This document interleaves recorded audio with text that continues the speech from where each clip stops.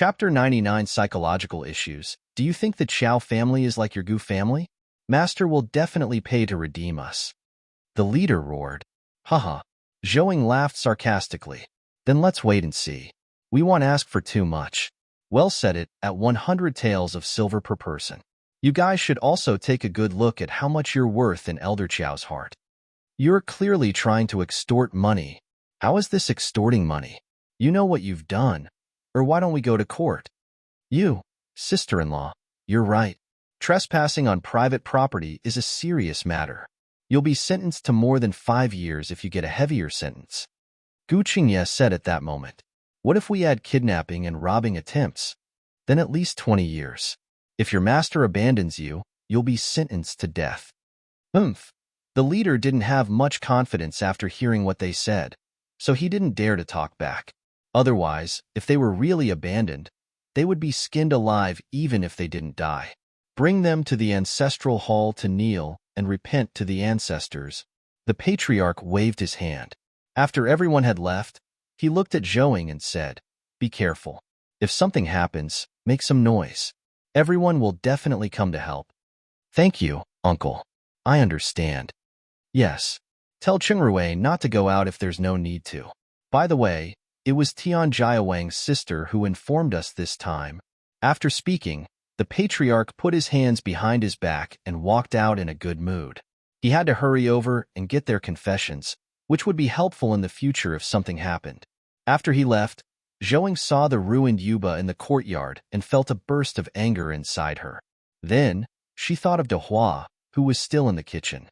She quickly turned around and went back to the kitchen. Come and read on our website Wuxiao World site. Thanks. As soon as she entered the door, she saw De Hua shivering at the door.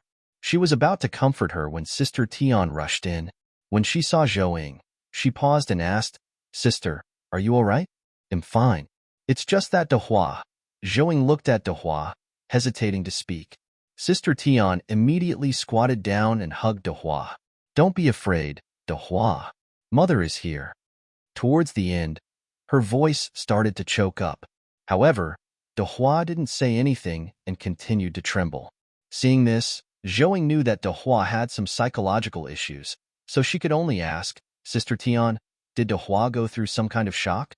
When Sister Tian heard this, tears immediately flowed down her face. After a moment of silence, she wiped her tears and said, After her father died, we were beaten and scolded a lot. So, after she finished speaking, she hugged De Hua and started crying. Zhouing was upset after hearing that, but she knew she couldn't let De Hua be immersed in her terrifying emotions. Then, she pinched one of De Hua's hands and pinched it hard. Ah, she cried out. The intense pain woke De Hua up instantly. At the same time, she raised her hand and pushed her hard, then started crying. Fortunately, Zhouing was prepared. She directly grabbed the door frame and didn't fall to the ground. However, Sister Tian was displeased. She raised her head and questioned, Sister, what are you doing? How can you do that to a child? I'm just letting her come to her senses. If she keeps being in a nightmare, she'll break down eventually. Zhouing explained patiently. What do you mean by breaking down? It means that she would be mentally unstable, go crazy, or commit suicide. It's hard to say. That's impossible. Sister Tian's expression changed drastically when she heard that. Zhouing just looked at her quietly without saying anything. Chapter 100 Causing Trouble 1. Her silence made Sister Tian feel uneasy. Then, she looked at her elder daughter, who was crying and trembling in her arms. She hugged her tightly and started crying too. At the same time, she also thought of her daughter's silence and reserve. She also quickly realized that her daughter might have a psychological issue, as Zhouing said. She quickly raised her head and asked, Then what should I do? Should she take medicine? Yes, and not only does she need to take medicine but also undergo psychological counseling. We'll talk about this when Qingrui comes back. No matter how busy you are, you have to communicate with her more. Let her feel your love. Let her feel a sense of security, and then she will gradually get better. Although Sister Tian did not fully understand, she knew she had to accompany her more in the future. Then we'll go back first. We'll come back later, she said as he carried De Hua. All right, thank you for today, sister. Zhouing stood up and made way for them. You're welcome. After Sister Tian finished speaking, she carried her child home. When Zhouing smelled a burning smell, she quickly walked to the stove and put out the fire. Then, she turned around and went to the courtyard to clean up the fallen yuba. She saved the ones that could be salvaged and threw away the ones that were damaged. When she was almost done, Gu Chengrui ran back in a hurry. Seeing the mess in the yard, he immediately ran to Zhouing.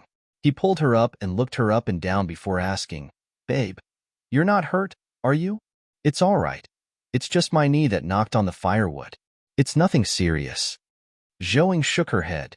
Then, she saw the marks on his clothes and elbow and asked, "You fell?" Gu Chengrui did not hide anything from her and told her everything that had happened along the way.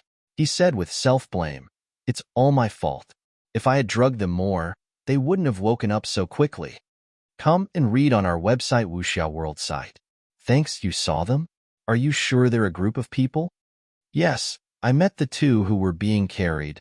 After Zhouing heard this, she squinted her eyes and smiled. Rue, go and make some more knockout powder. Remember to make the kind with high concentration. Gu Chengrui looked at her expression and knew that she would cause trouble. He guessed, "Are you going to the Chow family's house tonight?" Smart. Otherwise, he will become more than just a thorn in our side. When Zhouing said this, she snorted coldly and said, "Is it because he's rich that he could hire others to commit murder? I'd like to see if he can still be so arrogant without money. I can do any kind of investigation, but we can't just rob him, or else we'll be no different from him." Gu Chengrui frowned. "There's a difference. He's taking the initiative while we're responding to his advances." When Zhouing said this, she directly raised her hand to cover his mouth and said, "Don't talk to me about principles. You don't need to talk about morality and righteousness with bandits. Besides, if we don't make a big deal out of this, how can we divert his attention and make him reveal his faults?" Gu Chengrui hesitated momentarily and finally compromised. "All right, but safety first." "I know." After Zhouing finished speaking, she told him about Dehua. "I originally thought that she was just an introvert and didn't like to talk. I didn't expect it to be a psychological issue. We'll go take a look now." Gu Chengrui turned around and went to their neighbors. After a detailed diagnosis, Gu Chengrui gave her acupuncture to put her to sleep. Then, he gave Sister Tian a few instructions and gave her a few doses of calming medicine for free. After lunch, Gu Chengrui went to work in the inner space at noon, while Zhouing continued to dry the yuba. Chapter 101, Causing Trouble 2. On the other hand, after the patriarch went back and interrogated the few people and got their confessions, he sent a beggar with a letter to the Chow family, asking them to pay the ransom with silver or else they would send these people to the county officials. Xiaomu couldn't make up his mind after receiving the letter, so he took the letter to find Elder Qiao. After reading it, Elder Qiao's face turned green. He immediately grabbed the teacup on the side and threw it at him angrily. "Idiot! You can't even handle such a small matter. You even left such big leverage on us from the Gu family." The teacup just so happened to hit Xiao Mu's head, and the tea spilled all over him. However, Xiao Mu didn't dare to retort and could only obediently stand there with his head drooped. He cautiously asked, "Master, what do we do now? Are we going to pay them?" After hearing this, Elder Qiao hesitated for a moment. He threw the letter aside and asked, "Are these people reliable?" "It's all right. They're all veterans who have followed us quite a few times. Then we won't bail them out. Isn't this just telling everyone we are the ones responsible? What can they do if we don't acknowledge them?" "But I'm afraid they'll send someone with a letter and tell them to hold on for 2 days. We'll save them when they let down their guard. They'll personally welcome them back when the time comes. Then I will make the arrangements right away," Xiao Mu affirmed. "Be careful this time. Don't let anything go wrong." "Yes." Xiao Mu responded, turned around, and walked out. Then, she had someone pass the letter to Blackie and have him think of a way to deliver the letter to those people. Come and read on our website Wuxiao World site. Thanks. On the other hand, Gu Chengrui also knew that the ransom would not go smoothly. Thus, after a meal, he went to the patriarch's house to tell him about the matter and asked him to send more people to watch over those people. When it was close to midnight, The moon was barely seen in the western sky, and the whole night sky was dark. It was a good time to do anything sneaky. Zhou and her husband changed into black sportswear and smeared their exposed skin with black ash so that other than the white of their eyes and teeth, there was no color other than black. After that, they quietly left the village and went straight to the town. Then, they went to the wealthy district and found the Chao estate. However, looking at the 2-meter-high wall, the two of them were in a dilemma. After that, they split up and circled the Chao estate before finally meeting up outside the stables. Because there was a large pagoda tree outside the wall, although it was a certain distance from the wall, it was enough for them to climb up. Just as Zhou wanted to climb up with a rock-climbing hook, Gu Chungrui pulled her to the side and said, "Give me a hand. There might be people guarding the stables. Then wait for me before you go down." After Zhou finished speaking, she handed him a half-dried piece of tissue that had been soaked in knockout powder. Gu Chungrui nodded and quickly went up the tree. After he went up, Zhou also quickly climbed up and took out a tranquilizer gun from her inner space, just in case. Seeing this, Gu Chungrui tied the rock-climbing hook to the tree, grabbed the rope, and gently swung across the branches and walls into the courtyard. He quietly walked to the stables.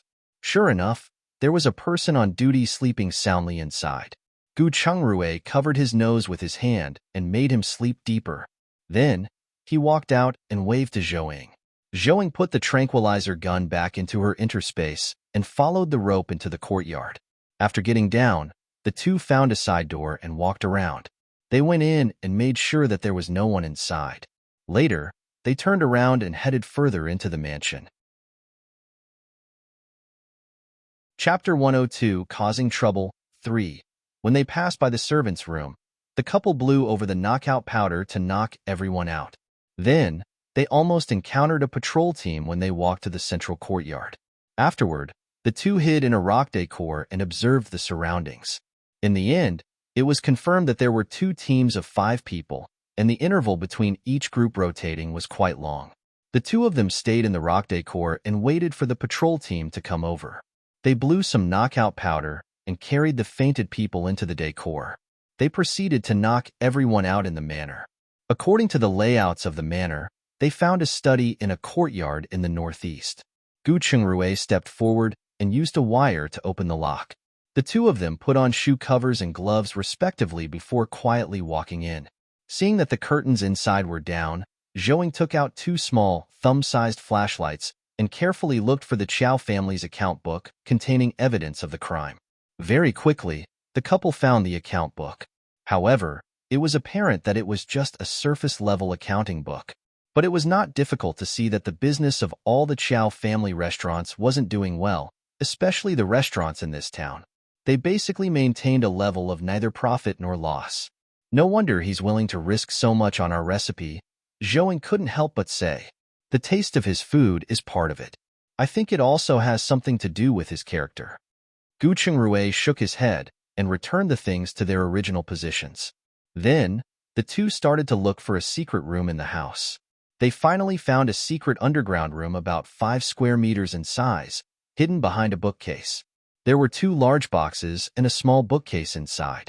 He opened one of the boxes and saw gold ingots. There were 4 ornaments in the other box. A jade guanyin statue, a hanging cypress sculpture with 3 sheep, a red coral tree sculpture, and a green jade scepter. They were so exquisite that even the couple who did not know much could tell they were precious.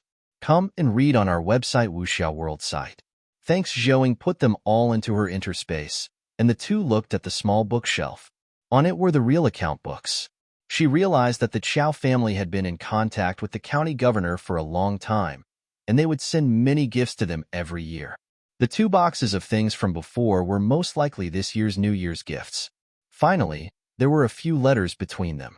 Gu Chungrui read through them and realized that no other people were mentioned in the letters. He didn't know who the county governor backing Elder Chao was, but he still put down the letter.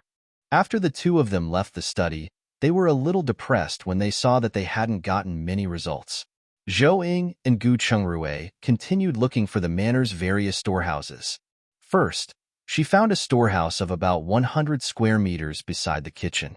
Inside, there was all kinds of food: cured meat, frozen meat, dried vegetables, pots, bowls, ladles, and so on. She put all of them into her inner space. Then, they went to the warehouse in the front yard.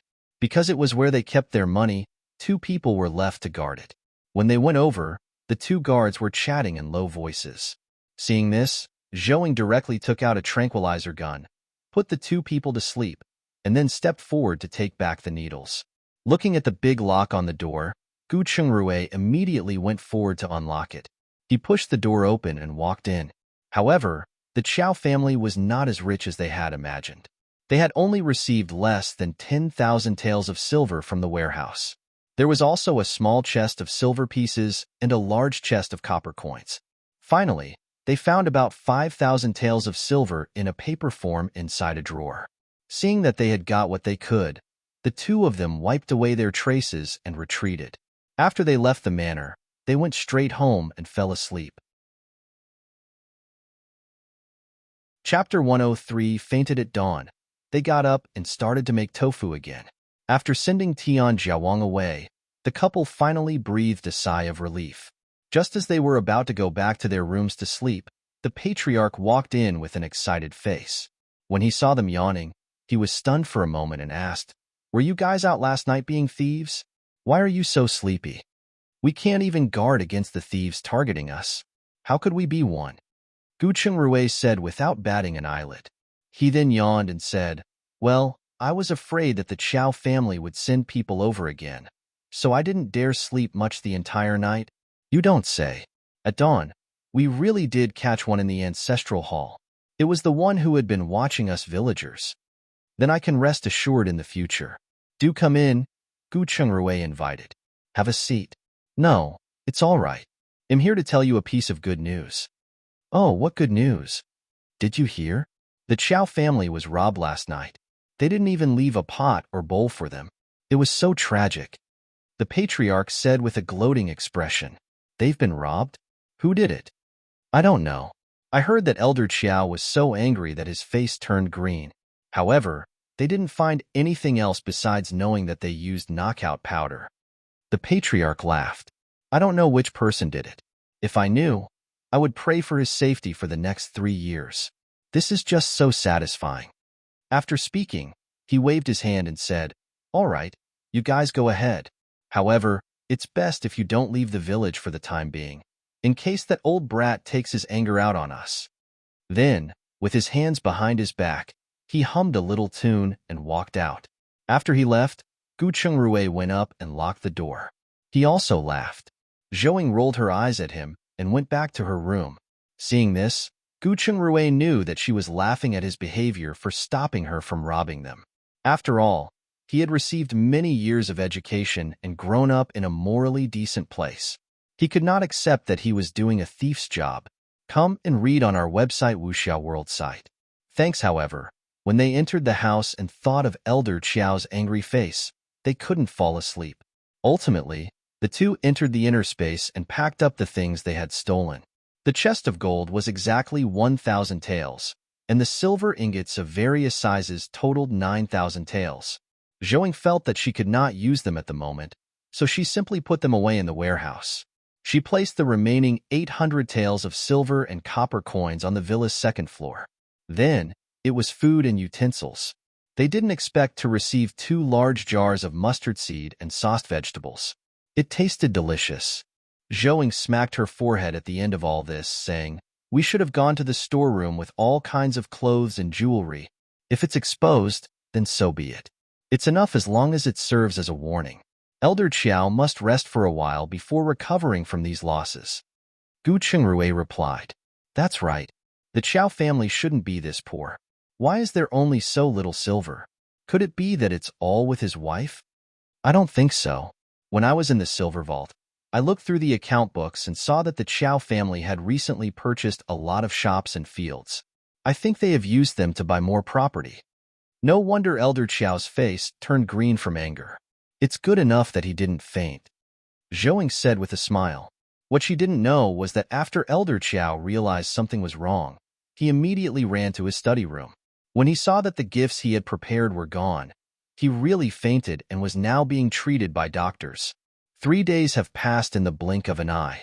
The patriarch noticed the Chow family didn't come to redeem these hooligans, so he simply sent them to the county officials with their confessions, then left them alone. On the fourth day's evening, Qian Zhuang and Gu Erjiang came to visit in a good mood. What's wrong? Gu Chengrui asked directly. Is there good news? Chapter 104, A Big Move 1. There really is one, and it's big news, Qian Zhuang said with a mysterious look. Is that so? Brothers, please come inside. After Gu Chengrui finished speaking, he led them into the house and shouted to the kitchen, help me make a pot of tea and get some snacks.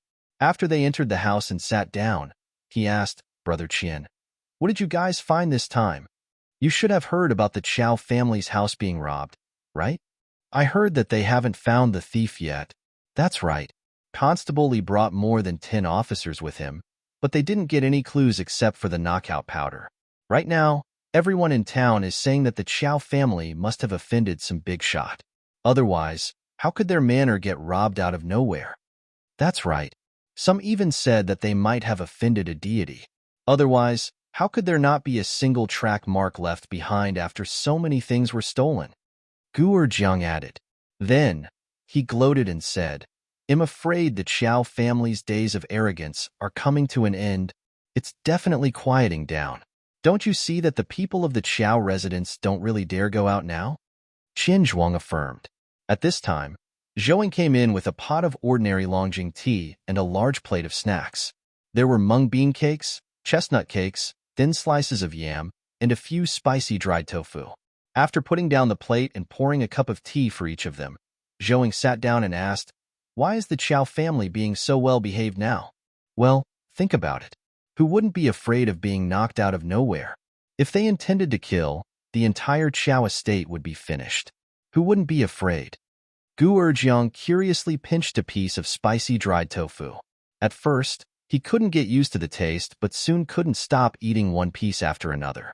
Seeing this, Qian Zhuang quickly grabbed 2 pieces and tasted them. Then, he remembered the purpose of their visit. He pinched a piece of mung bean cake and ate it while saying, by the way, didn't you ask us to keep an eye on the Chow family and see if they've made any big moves recently? We did manage to find out about something. Oh, is the Chow family making any big moves? Gu Chengrui asked curiously.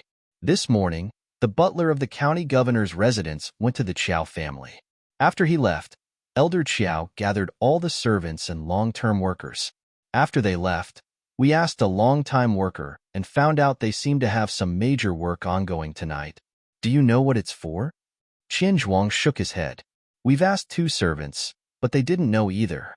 Since we were afraid of arousing suspicion, we didn't dare to ask anymore. Gu Chengrui nodded thoughtfully and asked, is there any more news?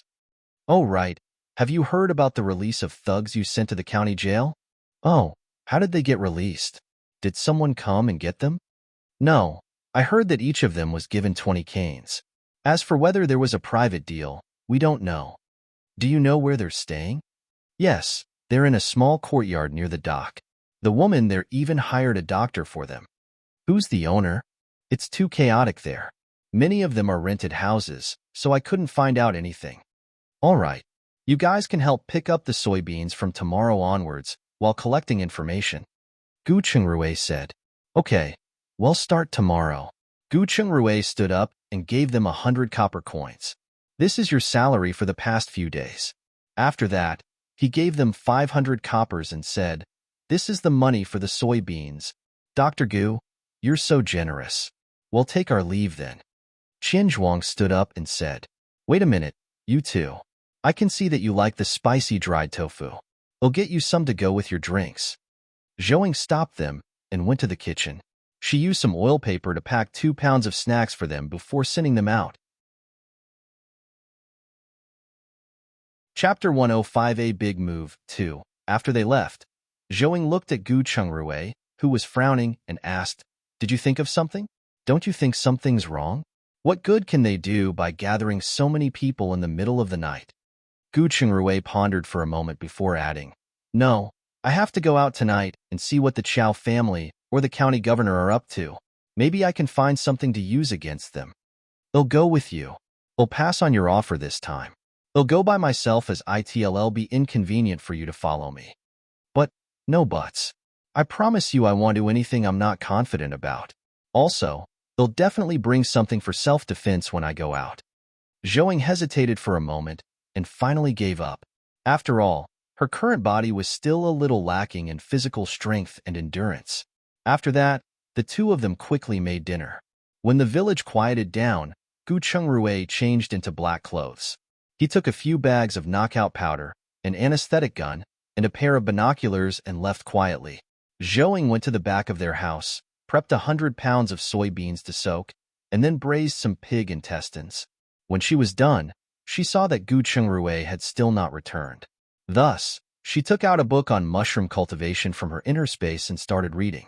On the other hand, Gu Chungrui walked along the river and hunkered down as he left the village. After ensuring no one was on the road, he quickly ran toward town. When he arrived near the Qiao family's residence, he saw Elder Qiao hurriedly leaving in a carriage. So, Gu Chungrui quietly followed. However, he lost them halfway but still managed to follow the route of the carriage. He did not expect that when he followed them all the way to the river, he would find about 100 or so people transporting goods down from a large ship. The destination of these goods happened to be the mountains. This made him immediately sense that something was amiss.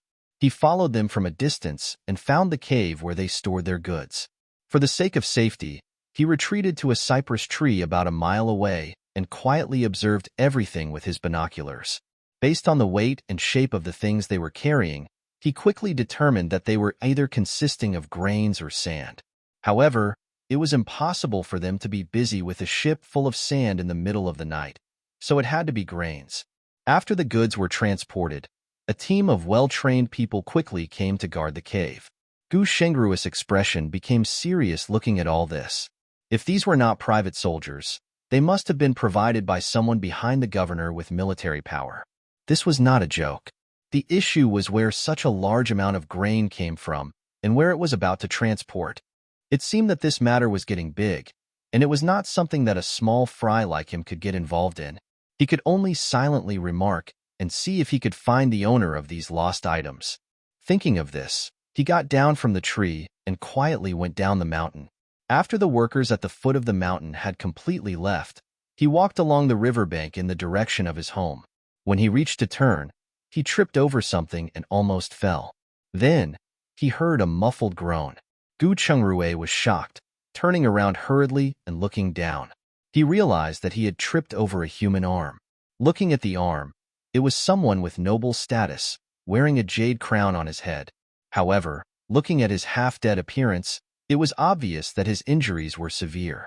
After hesitating, Gu Chungrui squatted down and carefully examined him. Gu Chungrui didn't expect to meet someone so unlucky. Not only was the person seriously injured, but also poisoned. If the person weren't treated in time, he wouldn't be able to live past tonight. Chapter 106 Unlucky Man. Gu Chungrui saw that there were thick calluses between the thumb and the palm of this person's right hand. One look in Gu Chungrui could tell that he was used to holding a sword. He thought of this as he remembered the ship with grains. He wondered if there was any connection between the two. After struggling for a while, he finally decided to save him. If it was a descendant of the Qiao family, he could just kill him later. If it were the Qiao family's sworn enemy, this would be a sharp sword delivered to their door. It would be a waste not to use it. Then, Gu Chungrui searched the nearby area and ensured he didn't leave anything behind. After scrambling up their traces, he quickly rushed home with the unlucky guy on his back. Zhouing, who had been studying mushroom cultivation, immediately put down her book and walked out when she heard Erzhuang's bark. Just as she reached the gate, she heard a familiar voice. "Babe, open the door." After Zhouing confirmed it was Gu Chungrui, she immediately opened the door. She was surprised to see a person on his back, but she quickly let him in and closed the door. After entering the house, she asked, "Rui, who is this person?" "I don't know, as I saved him on the way. Take us into the inner space. His injuries are too severe, and he needs an operation." Zhouing nodded and brought them into her interspace. Then, she sent them to a small operating room on the villa's first floor. After Gu Chungrui put the person down, He gave her a list of medicines to prepare. He sat at the side and panted heavily. Seeing this, Zhouing took a bottle of mineral water and handed it to him. Then, she turned around and went to the warehouse to prepare the medicines. After she returned, Gu Chungrui did not dare to delay any further. The two of them worked together to start preparing for this operation. When Gu Chungrui took off the poor man's wet clothes, he realized that there were many wounds on his body, knife and arrow wounds both. I think this person's identity is not simple, Zhouing quipped. Gu Chungrui nodded in agreement. Yes, he confirmed. He should be from the military. Then, he saw that the knife wound on the person's back had extended into his pants. He looked up and said, "Babe, go and find him some clean clothes. Leave this to me." "Sure, call me if you need anything." After Zhouing finished speaking, she turned around and walked out. Then, she took a new set of Gu Shengru's undergarments, disinfected them in the washing machine, and hung them outside the operating room with a hook. At this time, her stomach growled, and she remembered that it was almost dawn. Zhouing went to cook a pot of pork and century egg porridge and drank a bowl of it. After about 2 hours, Gu Chungrui finally left the operating room, exhausted. Zhouing quickly went forward to help him into the kitchen and said, "Have a bowl of porridge first? Babe, you're always so considerate." Gu Chungrui spoke weakly as he took the porridge and drank it in big mouthfuls. Only after Gu Chungrui relaxed did he realize that his legs were as heavy as lead. He couldn't even lift them. Seeing this, Zhouing put the empty bowl aside and said, "You've been busy the whole night. Hurry up and go to sleep."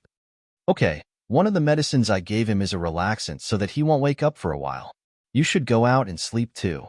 If anyone asks about me, just say I went up the mountain." Gu Chungrui paused and continued, "Oh right, make as much tofu as possible, but don't tire yourself out. I know. You should go to sleep." Zhouing reminded as she helped him to their bed. She then prepared a glass of water for him and turned to go out. To her surprise, she heard his snoring before stepping out of the villa. Then, she gently closed the door and left the inner space. Seeing that the sky in the east had already brightened, she didn't delay any longer and immediately went to the kitchen to get busy. Chapter 107 Messenger. Fortunately, no one else came to visit in the morning except the two usual parties. Qianzhuang came to pick up the donkey cart, and the other was De Hua, who came to light the fireplace. In the afternoon, Zhouing had just started work when Chunhong, Widow Hua's daughter, came to visit her in a hurry. Zhouing remembered that she was related to Miss Chiao, so she didn't let her in. Instead, she asked with a calm expression, "Miss Chunhong, what's the matter?" Chunhong looked at her nonchalant attitude and replied in a bad mood, "Someone told me to tell you that when someone comes to search the village in the afternoon, they will take the opportunity to cause trouble for your family. So, you should be careful." "Who gave you the information? What are they searching for?" Zhouing paused for a moment and asked in disbelief. "I heard that all the clinics, including the houses of the doctors in the countryside, will be searched. I don't know the specific reason. As for who gave me the information, it's none of your business. Believe it if you will." After Chunhong finished speaking, she turned around and left in a huff. Zhouing turned around, and her face became serious. If her guess was correct, the person they were looking for was probably the young man that Gu Chungrui had saved last night. Since the Chao family sent the news, this person was most likely not on good terms with the Chao family. Otherwise, they would not have the mood to find trouble with the couple if they were searching for someone. She didn't have the mood to continue making her yuba after this, since it would most likely be ruined. She went into the kitchen, brought a big bowl of soy milk for De Hua, and asked her to go home. She squeezed the rest of the soy milk into tofu skin and dried tofu before putting them into her inner space. She then entered the inner space after closing their door. She did not see Gu Chungrui on the first floor when she entered the villa. She had no choice but to go up to the second floor and finally found him in the laboratory. Seeing that he was concentrating on an experiment, she turned around and went downstairs to the kitchen. When she found the thick green bean soup in the kitchen, she knew that he had not eaten yet. She went to the warehouse to get a piece of rib and 2 corns, and used the pressure cooker to make a pot of soup for him. Finally, she went outside and picked 2 big tomatoes to make a plate of tomato scrambled eggs. When she was done, Gu Chungrui came downstairs. When he saw her busy in the kitchen, he went up to hug her and kissed her on the cheek. It's been hard on you, babe. Have you eaten? I've eaten. So you hurry up and eat too, Zhou said as she pushed him away to begin setting up the food. After she was done, she asked, how is he? When will he wake up? There should be a search in the afternoon. Search? What's going on? Gu Chungrui asked after he sat down. Zhou did not hide anything and told him the news that Chunhong had sent. Gu Chungrui nodded and said, come and eat with me. That's right, that unlucky guy was poisoned by crow's poison. Although he was fed some green bean soup, he still needed an infusion. He probably wouldn't be able to recover in a short time. Before he wakes up, let him stay in the inner space so that he won't be discovered. Crow's poison has no antidote and can only rely on your body to slowly expel the poison. It seems that someone wants his life. Yeah, he'll go out and gather more people in a while. Since Miss Chiao handed us the information, we have to use it well. I don't believe that Elder Chiao will just watch his daughter marry an enemy. Zhou nodded in agreement and added, yes, it's best to make both father and daughter fall out. Then, she picked up a piece of corn and happily munched on it. It was impossible for her to feel guilty. Miss Chiao knew they were already married, but still wanted to snatch her husband away. Zhou knew that Miss Chiao was not someone decent, so she did not feel any sympathy for her. If she understood the reality of things earlier, it might have helped her find a good man sooner. Chapter 108 Search After the meal, Gu Chungrui changed the unlucky man's wound dressing, and the couple left the inner space. Gu Chungrui said to Zhou when they came out, go to the west wing and rest for a while. We'll go and gather some people. After saying that, he locked the door from the outside and walked to the patriarch's house. Zhou was quite sleepy initially, but she didn't sleep in the end. First, she feared it wouldn't look good when others came. Second, she was afraid she wouldn't be able to sleep at night if she slept too much.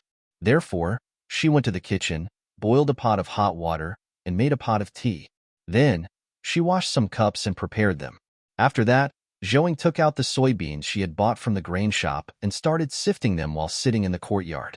After a while, Gu Chungrui came over with a large group of people. He began to serve them tea and also brought out some small snacks. About an hour later, 3 officers rushed in. Zhuang immediately barked at the 3 of them and blocked their way. Seeing that the leader of the 3 was about to slash at Zhuang, Zhou immediately got up and walked over to stop him. What business do you all have here? This little lady looks pretty good. Since we've been tired of running around, why don't you accompany us for a few drinks? The leader of the group saw Zhou Ying's appearance and smiled. After speaking, he raised his hand and wanted to touch Zhou Ying's face. However, just as she raised her hand, Gu Chungrui rushed out and stopped him. If you have something to say, say it. There's no need to make things difficult for a woman. Kid, the leader still wanted to say something, but when he saw more than 10 strong men coming out of the house, he immediately swallowed the words at the tip of his tongue.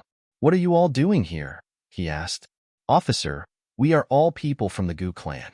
The clan's ship sank some time ago, so we came over to discuss buying a ship. The patriarch stepped forward and greeted him. I wonder why 3 officers have come. Do you want to come in and sit? He asked. Seeing this, although the leader was unhappy, he knew he could not force his way anymore.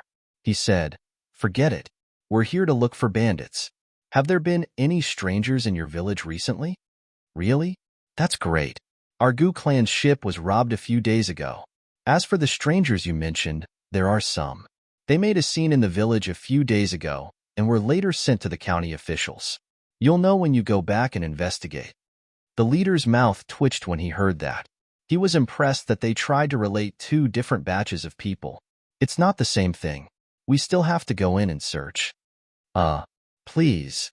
The patriarch hesitated for a moment, but still stepped aside to let them into the house. At the same time, Gu Chungrui also brought a few people and followed them in. The 3 officers, who had wanted to take the opportunity to search the house and take some things, had no choice but to search the house obediently when they saw them follow them in. After making sure that no one else was around, he looked at Gu Chungrui and said, You are the doctor of this village, Gu Chungrui? Yes, I know some arts of medicine. Gu Chungrui answered respectfully. One of the criminals we are searching for is seriously injured. If anyone comes to treat his wounds, remember to report it in time. In addition, don't simply prescribe your medicine for now. Once we find out, you'll be treated as a traitor. Yes. Seeing this, the leader waved his hand, and 2 of his men went to the medicine cabinet and searched for all medicines for external injuries. Ultimately, they even took away the most expensive bag of ginseng slices. What if the villagers are injured after these have been taken away? Gu Chengrui stepped forward and said hesitantly. Chapter 109. Worry if you don't want to cause trouble. Don't put your head in. Remember to report to me immediately if you see anyone with knife wounds. The leader glared at him coldly. Then, he turned around and left with his men and medicinal herbs. After they left, the patriarch instructed, Chengrui, it hasn't been peaceful recently. You must be careful. Don't let the Chow family get hold of anything. I will. Don't worry, uncle. Gu Chengrui nodded. Okay, we'll be going then. Remember to call us if you need anything. I will, but you guys should sit for a while longer. It's still early. No, there are many things to do at the workshop. The patriarch turned around and left after he finished speaking. After the 3 officers left the village, the youngest among them, carrying the medicinal herbs, said with a smile, that young lady from the Gu family is really attractive. You dunderhead. Let's hurry up with our search. Otherwise, we won't even be able to keep our jobs. The leader said in an unpleasant tone. Do you think the Gu clan received a notice in advance? One of them asked thoughtfully. Otherwise, why would they just happen to be gathered there? No way. After we arrived in town, we took action straight after lunch. How could anyone leak the news? Maybe I'm just overthinking it. Why don't I stay behind to investigate and see if the person is hiding in someone else's house? Don't get any funny ideas. That place is nearly 50 miles from here. How could he have gone so far with such serious injuries? Let's hurry and visit all the nearby village doctors. On the other hand, after everyone left, Zhouing sent Gu Chengrui to her inner space. Then, she locked the door and entered the mountain with Erzhuang. She planned to cut some withered grass and shrubs to start a fire. Gu Chengrui entered the operating room in the inner space and saw that the foredrip was all used up. He immediately pulled out the needle and carefully checked the patient's condition. After confirming that his condition had stabilized, Gu Chengrui finally heaved a sigh of relief. He then checked the ureter. After ensuring he wouldn't wake up for a while, Gu Chengrui went out of the villa to feed the animals in the inner space. In the evening, Zhouing had just returned home when Qin Zhuang and Gu Erjiang returned with the donkey cart. Seeing the pitiful amount of soybeans in the car, she asked in surprise, My 2 brothers, why did you only get so few soybeans? Don't mention it. Haven't there been a lot of bean sprouts recently? There are no soybeans or green beans in the nearby villages. Some of them also wanted to sell them at a high price. That's why we're thinking of visiting the neighboring town tomorrow. Qin Zhuang shook his head. I see. Then I'll have to bother you to search in the distance. After Zhouing finished speaking, she took the soybeans, weighing less than 10 pounds. Then, she gave them a tael of silver. After Qin Zhuang took the silver, he returned the donkey cart and turned to leave. Zhouing stared at the soybeans in her hand and was a little worried. It seemed that she had to prepare a batch of soybeans in advance from her inner space. Then, she made dinner and entered her inner space. Gu Chengrui saw her coming in and stepped forward. Babe, you're finally here. He might wake up soon. We have to bring him out of the inner space quickly. Then hurry up. I'm done cooking. He'll be able to eat after we've settled him down. By the way, I made dried pot fish. Remember to serve it. Gu Chengrui said as he carried the unlucky fellow on his back. Seeing this, Zhouing sent them out and took the dried pot fish out. After their meal, Gu Chengrui and the unlucky guy slept on the brick bed while Zhouing went to the west room. She burned some charcoal, took out a single bed from her interspace, and slept. In the middle of the night, the unlucky guy was woken up by his urge to urinate. He was stunned when he saw where he was. Just as he wanted to get up to relieve himself, he pulled on the wound on his back. It was so painful that he gasped. Chapter 110. Waking up. Gu Chengrui was purposely sleeping lightly. When he heard the commotion, he immediately woke up and lit the oil lamp on the bedside table. He looked at the unlucky man and said, "Brother, you're awake? Who are you? Where is this place?" The unlucky guy asked warily. "This is my house, and I found you by the river the night before." "Who are you?" Gu Chengrui asked. "Yesterday afternoon, someone came over to search the village for bandits." "Bandits, huh?" The unlucky guy's eyes flickered after hearing this, and then he sneered. He thought, like master, like servant, distorting the truth as always. Gu Chengrui looked at his disdainful expression and knew that this person was most likely the owner of that batch of grains. "You haven't eaten anything for a day and a night. We'll go get you something to eat first." Can I use the toilet for a moment?" The unlucky guy blushed and stammered. "Wait a moment." After Gu Chengrui finished speaking, he went outside and brought in the chamber pot he had prepared earlier. Then, he helped him turn over so that he could relieve himself. After the person was done, Gu Chengrui put the chamber pot outside and went to the kitchen to bring him the warm millet porridge and steamed tofu with cabbage. "It's a little late. Just make do with it. This is already more than enough." The unlucky guy began to eat in big mouthfuls. However, his movements weren't crude or ugly in the slightest, but bold and elegant. This reminded Gu Chengrui of the silk clothes this person had worn and the jade crown on his head. His identity must not be simple. After he finished eating, Gu Chengrui asked while cleaning up, "Do you still want more?" "No, maybe tomorrow. By the way, may I know your name?" "I'm Gu Chengrui. My surname is Zhou Huaiming. I should be older than you, so you can just call me Brother Zhou. Come and read on our website Wuxiao World site." "Thanks, nice to meet you, Brother Zhou. Your injuries are too serious for you to move now, so you should lie down quickly." "Sorry for the trouble." After the unlucky man finished speaking, he carefully laid down on the bed while Gu Chengrui placed the bowl and chopsticks on their dining table. After lying on the brick bed, the two chatted for a while. However, it was mainly Gu Chengrui who was talking, while young Master Zhou only said he was from the capital and nothing else. Gu Chengrui did not mind because he knew that Zhou Huaiming would not tell him his identity if he couldn't trust him. However, Gu Chengrui also revealed what was on the surface. It was information that could be found with a simple check. When young Master Zhou heard that he was from the Gu family in the capital, he was stunned for a moment and did not ask any more questions. Young Master Zhou didn't expect Gu Chengrui to work with Uncle Lu and didn't expect that the bean sprouts and dried yuba were the work of this young couple. Thinking of them as a couple, he felt a little guilty. Because of him, the young couple had to sleep in separate rooms. It seemed that he had better switch places tomorrow. The following day, Zhouing began to make breakfast after plating some tofu. Breakfast was simple. It was millet porridge, mustard greens and sauce, sweet and sour radishes, and some black steamed buns with cabbage and pork mince. After breakfast, young Master Zhou said guiltily, "Miss, I'm sorry for disturbing your lives with my arrival. I think you'll stay in the West Room." Zhouing shook her head and said, "I wouldn't go so far as to say that you disturbed us. By the way, I was just about to tell you about this. It's not safe here as people come and go in the outer wing. So it's better to move to the West Wing and come out as little as possible. If you're discovered, we can't protect you, right?" "I understand. Thank you so much. I'll leave as soon as I can move." Young Master Zhou nodded. Zhouing nodded and cleaned the dishes before returning to the kitchen.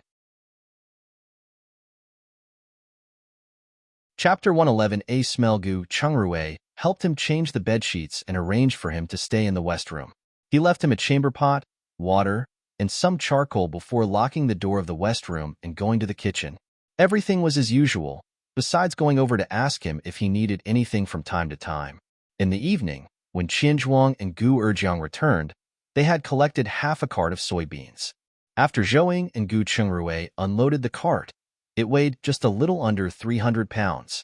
"Brother Qian, what's the price of these soybeans? Are they easier to purchase?" asked Zhouing. 5 coppers, the same as the grain store. Otherwise, no one would be willing to sell. However, there seems to be someone else there who is also buying soybeans, so I can't guarantee how much we can buy a day. Qian Zhuang replied. Zhouing gave him 5 taels of silver and said, "Collect as much as you can as soon as possible since we won't be able to go out once it snows." "All right, I will spread out as far away as possible. Qianzhuang took the silver and said. He turned and asked Gu Chengruwei, by the way, Dr. Gu, who has the Qiao family and the government been searching for these 2 days? They're being quite thorough. The most important thing is that they keep a close eye on pharmacies. They ban the sale of medicine or antidotes, and someone who sells them will be executed on the spot. You must be careful. I've heard about this too. They said they were looking for some water bandits. What water bandits? The authorities in this area are so strict that there are no water bandits. They might be looking for someone else. Is that so? Then you guys see if you can find out more and see what the Qiao family is up to. Don't worry, we'll keep an eye on this. After sending off Qianzhuang, Zhou Ying and Gu Chengruwei had dinner. After dinner, Gu Chengruwei went to the west room to get the empty dishes. Young Master Zhou looked up and asked curiously, "Are you interested in the Qiao family's affairs?" How do I put it? Because of some grudges between our ancestors, the Qiao family has been suppressing us. They even sank my father's ship some time ago, causing my father and second uncle to be bedridden. Come and read on our website Wuxiao World site. Thanks. Oh, so you've been keeping an eye on the Qiao family? Young Master Zhou's eyes flickered as he asked. I can't say that I'm keeping an eye on them, but more like guarding against them. The main problem is that without the Gu family's control, the Qiao family has been arrogant recently. Arrogant? How so? Gu Chengruwei was overjoyed when he heard that. In a grumbling tone, he told young Master Zhou about what the Qiao family had been doing recently and their behavior, including the incident of kidnapping them because of the braised intestine recipe.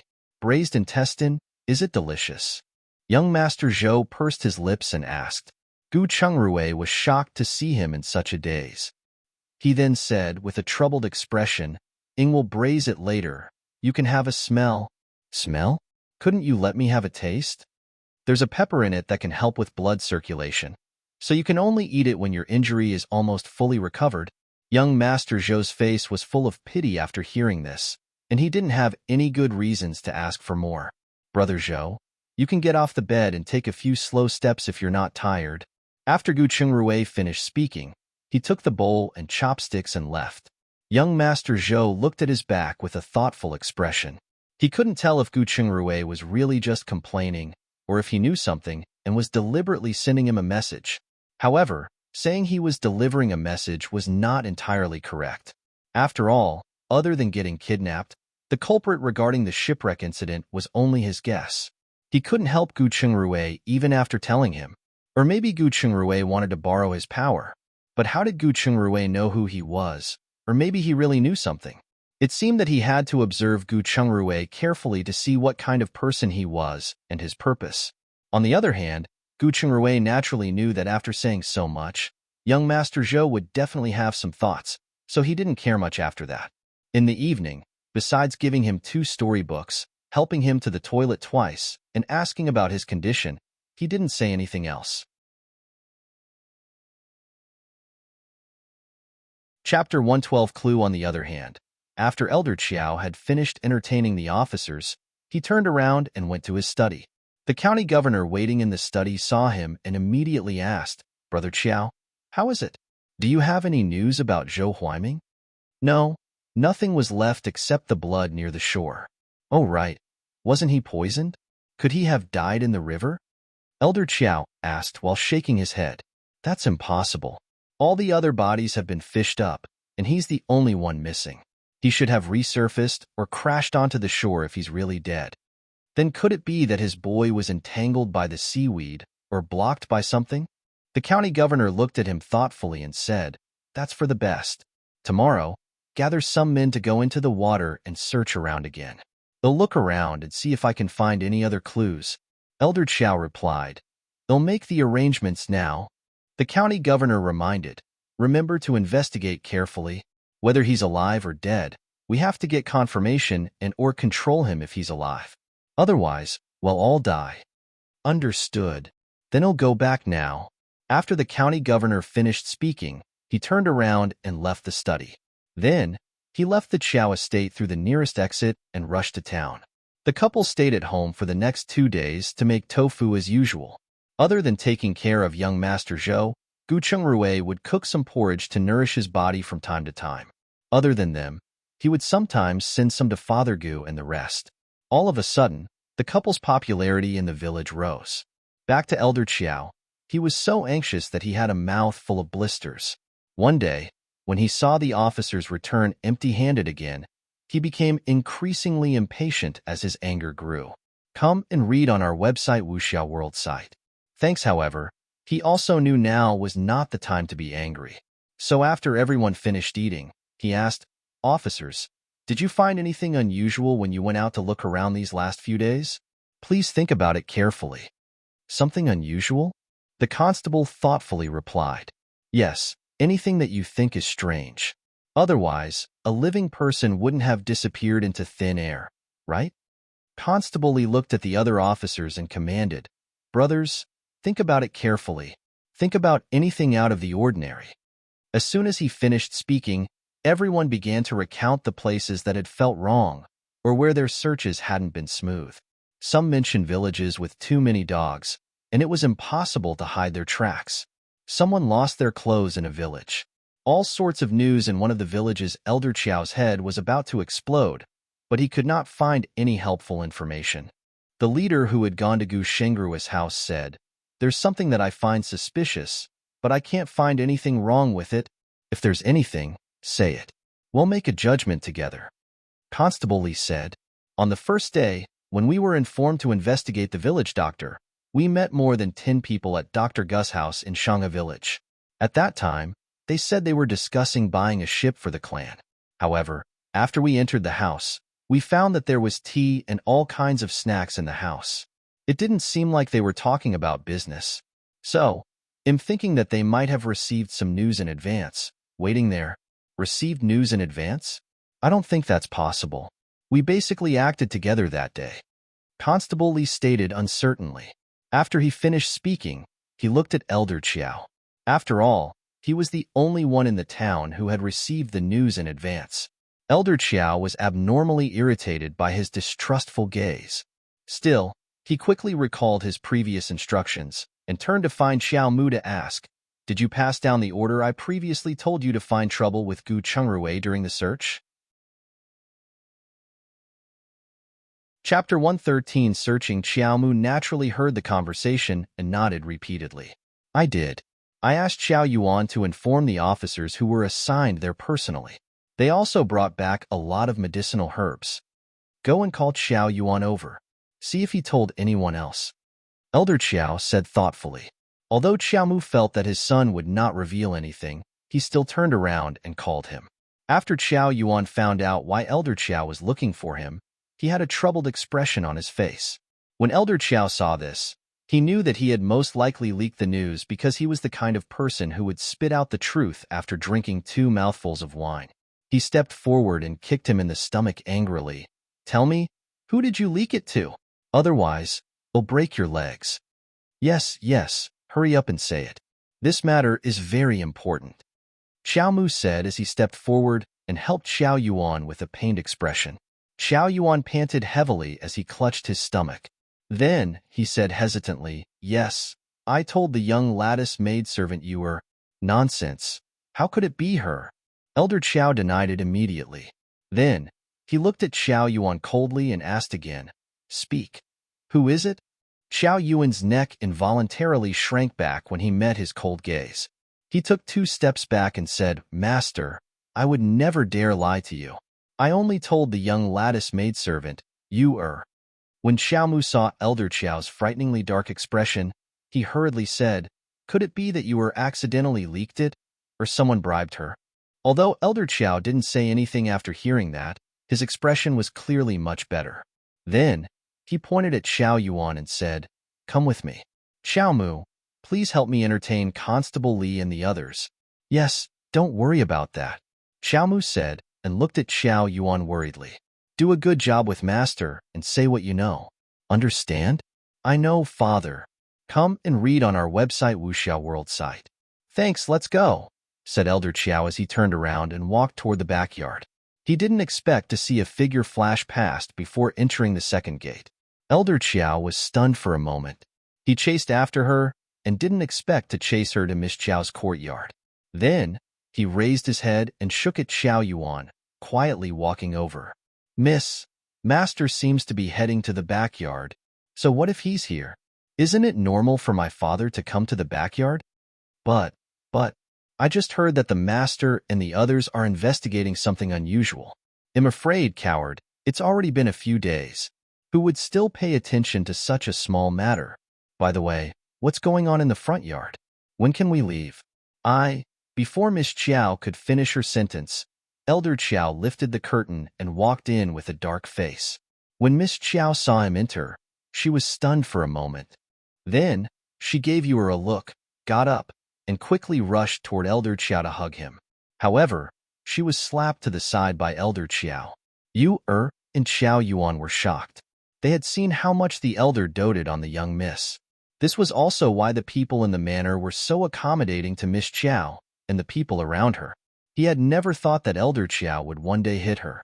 More importantly, slapping so ruthlessly. As for Miss Chiao, she was at first stunned, then in disbelief. When she returned to her senses, she felt a burning pain in her face and teeth. A mouthful of blood-stained drool instantly flowed out when she opened her mouth. Drop by drop, it dripped onto the ground. In just a moment, the blood had covered the ground, scaring Miss Chiao silly.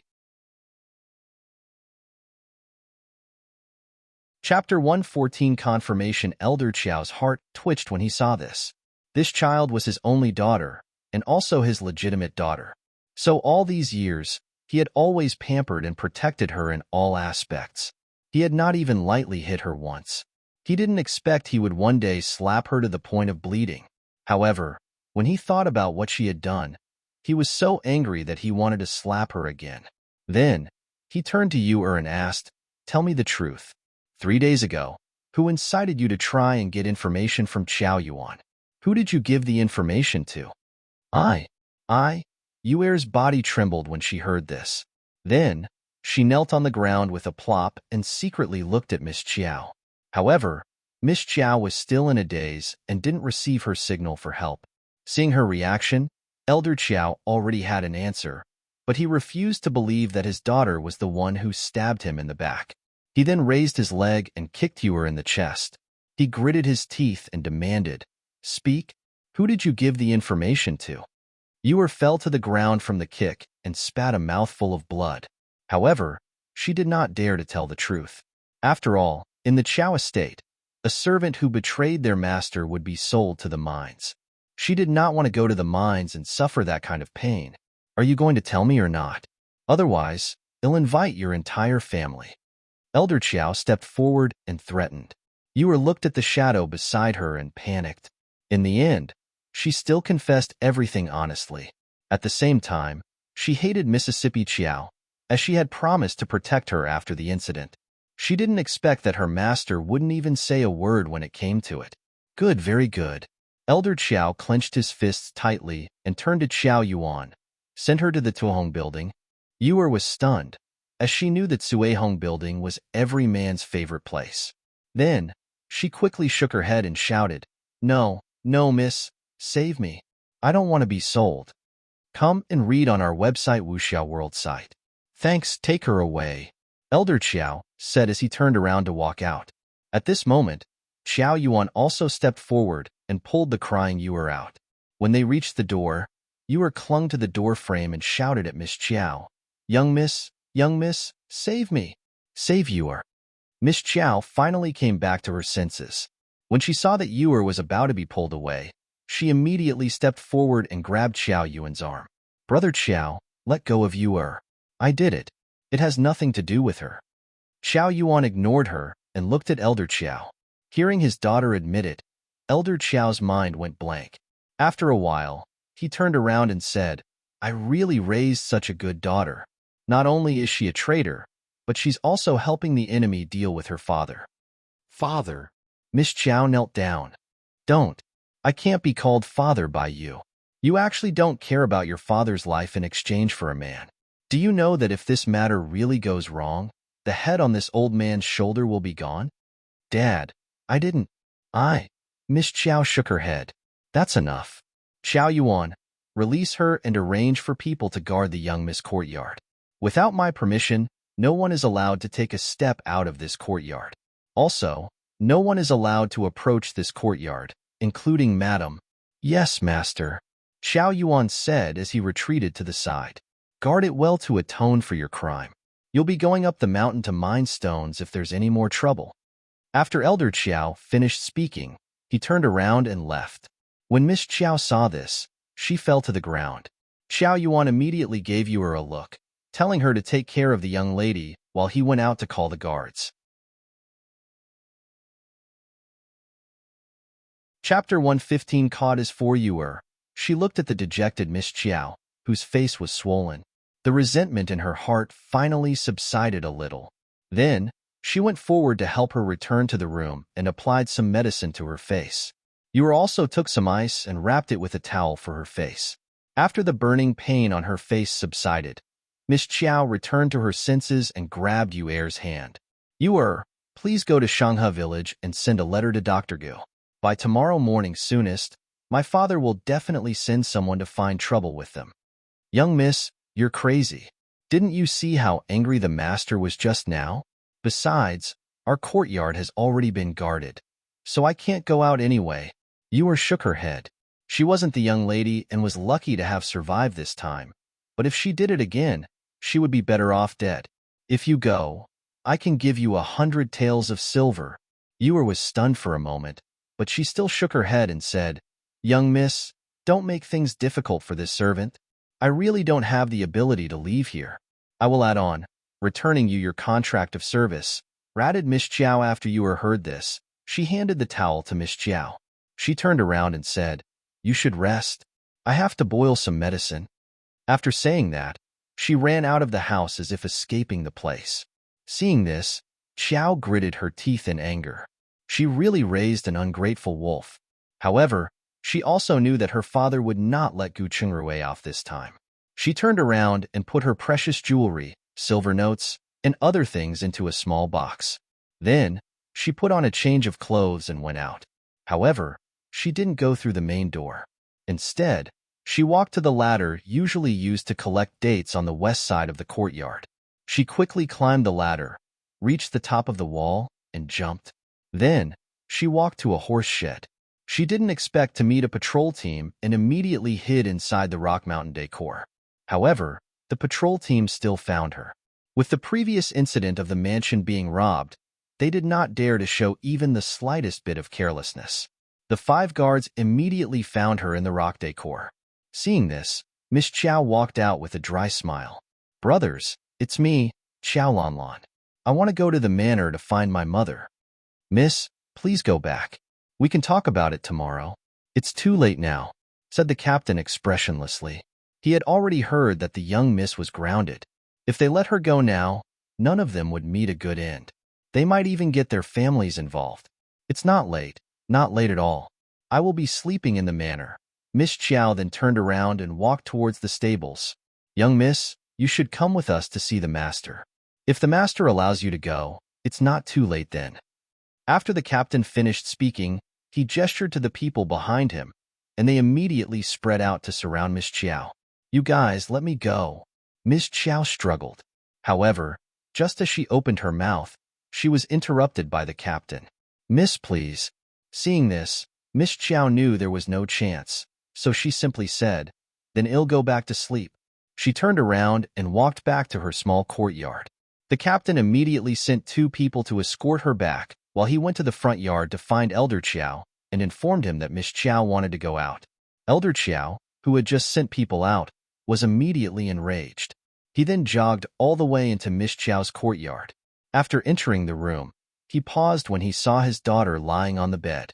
Then, his eyes fell on a bundle on the bedside table. He opened it and took a look. When he saw what was inside, he was furious. Was his daughter planning to elope? Chapter 116 Coming here at this thought, he grabbed Miss Qiao's arm and pulled her out. He pointed at the things on the table and said, Tell me, what's going on? Father, be gentler. It hurts. Miss Qiao pouted. Tell me, or I'll strangle you to death, so you don't embarrass me. After Elder Qiao finished speaking, he clutched her vital spot in anger. At the same time, his eyes were red, his nostrils were enlarged, and his hair was almost standing up. Seeing his fierce look, Miss Chow was so scared that she didn't dare move or speak. Seeing this, Elder Chow felt helpless and infuriated. He threw her onto the bed and said, "I thought you were still young and wanted to stay for 2 more years, but it seems like I can't. From today on, you can embroider your dowry in your room. Father will help you find a good family to marry into as soon as possible." After he finished speaking, he flicked his sleeves and turned to leave. When Miss Chow heard this, she was stunned momentarily and immediately chased after him. "Father, don't. I don't want to get married." However, this time, Elder Chow did not pay any attention to her. Instead, he walked faster. When he came out, he looked at Xiao Yuan, who was kneeling on the ground. He said, "Watch carefully this time. If you make another mistake, it'll take your life." "Yes, master. They'll definitely look after the young miss." Xiao Yuan quickly nodded. After Elder Chow left, he immediately called 2 of his brothers to the small courtyard to put away any ladder, high stool, rope, and other things that could be used for climbing. He also instructed Yuer to keep her knives, scissors, and other things in case of emergencies. While this was happening, Xiaomu personally led more than 10 skilled servants to Shanghe village in order to atone for his son's sins. However, what he didn't see was that one of them quietly left the line after they went out. When the person was near the dock, he turned to find Manager Lu and told him about the matter. "Dr. Gus' house? Are you sure? Our people from the restaurant went there every day to pick up goods, but they didn't see General Zhou." Manager Lu looked at the man in shock. "I'm not sure, but it looks like it should be the deal. As for the fact that we didn't see him, it could also be that General Zhou's injuries are too severe, and he simply can't go out. Or rather, he doesn't dare go out. You have to make a decision quickly," the man urged. "Otherwise, it'll be really dangerous if they get there first." Manager Lu finally nodded and went to a small courtyard not far away to call for more than 10 people. The group of people set off at top speed after covering their faces. Finally, they met near Shanghe village. After the 2 parties fought for a short while, Xiao Mu and his party were knocked down to the ground. "Take them to the manor and lock them up," Manager Lu said. "Interrogate them properly, especially since Xiao Mu knows a lot." Yes. One of them responded, and then escorted Xiao Mu's group to a manor outside the town. They detained them in the dungeon and started interrogating them. On the other hand, Manager Lu brought 2 men with him and sneaked into Shanghe village to find the Gu couple. As soon as they got close to Erzhuang, he started barking. This woke up the 3 people in the house. When Zhouing woke up, she gave Gu Chengrue a bottle of pepper spray and said, "Rue, try not to open the door before asking clearly who it is. I know. You should get up as well. If something goes wrong, hide Brother Zhou well." After Gu Chengrue finished speaking, he quickly put on his clothes and coat before leaving. At the same time, Zhouing also quickly got up and prepared a small bag of knockout powder. If their visitors came with bad intentions, she would knock young Master Zhou unconscious and put him in her inner space.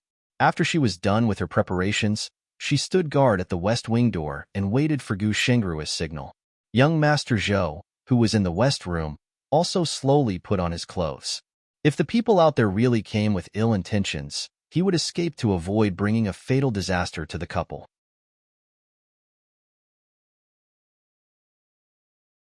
Chapter 117. Leaving Gu Chengrue walked to the door and asked, "Who's there?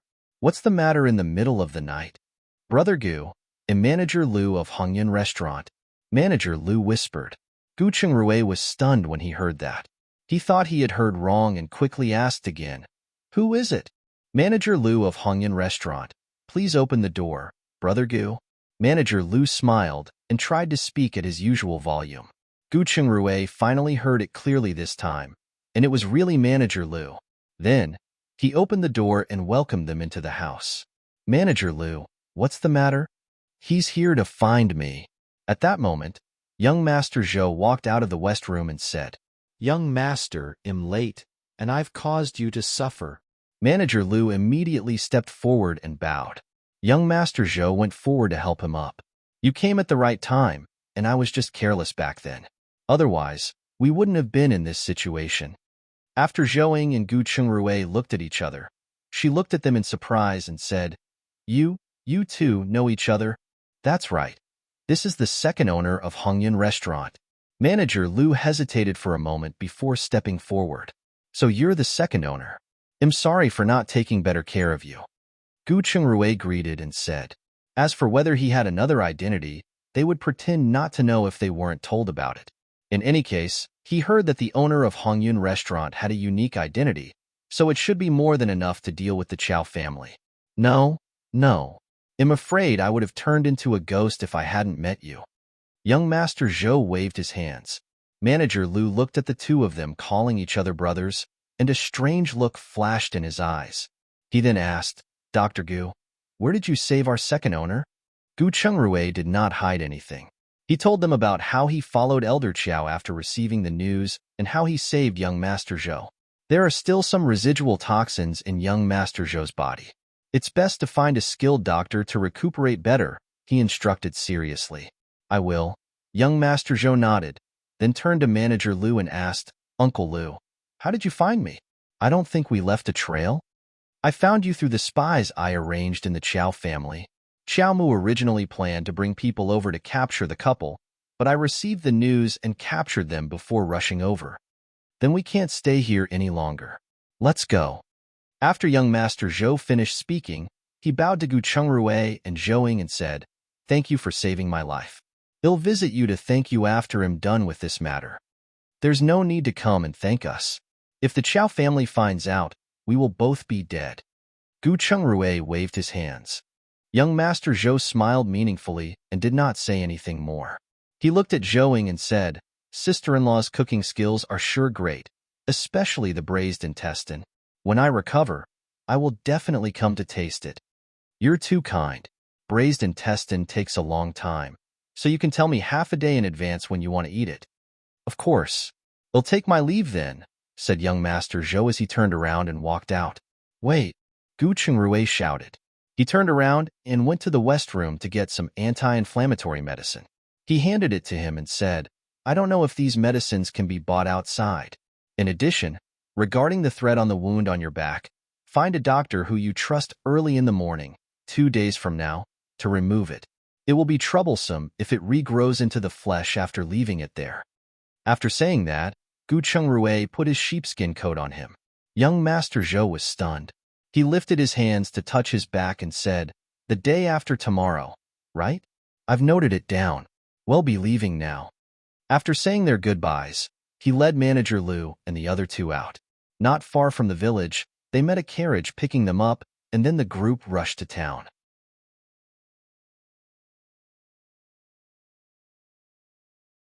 Chapter 118 wiped out Gu Chungrui, and his wife waited for them to leave and started tidying up the West Room.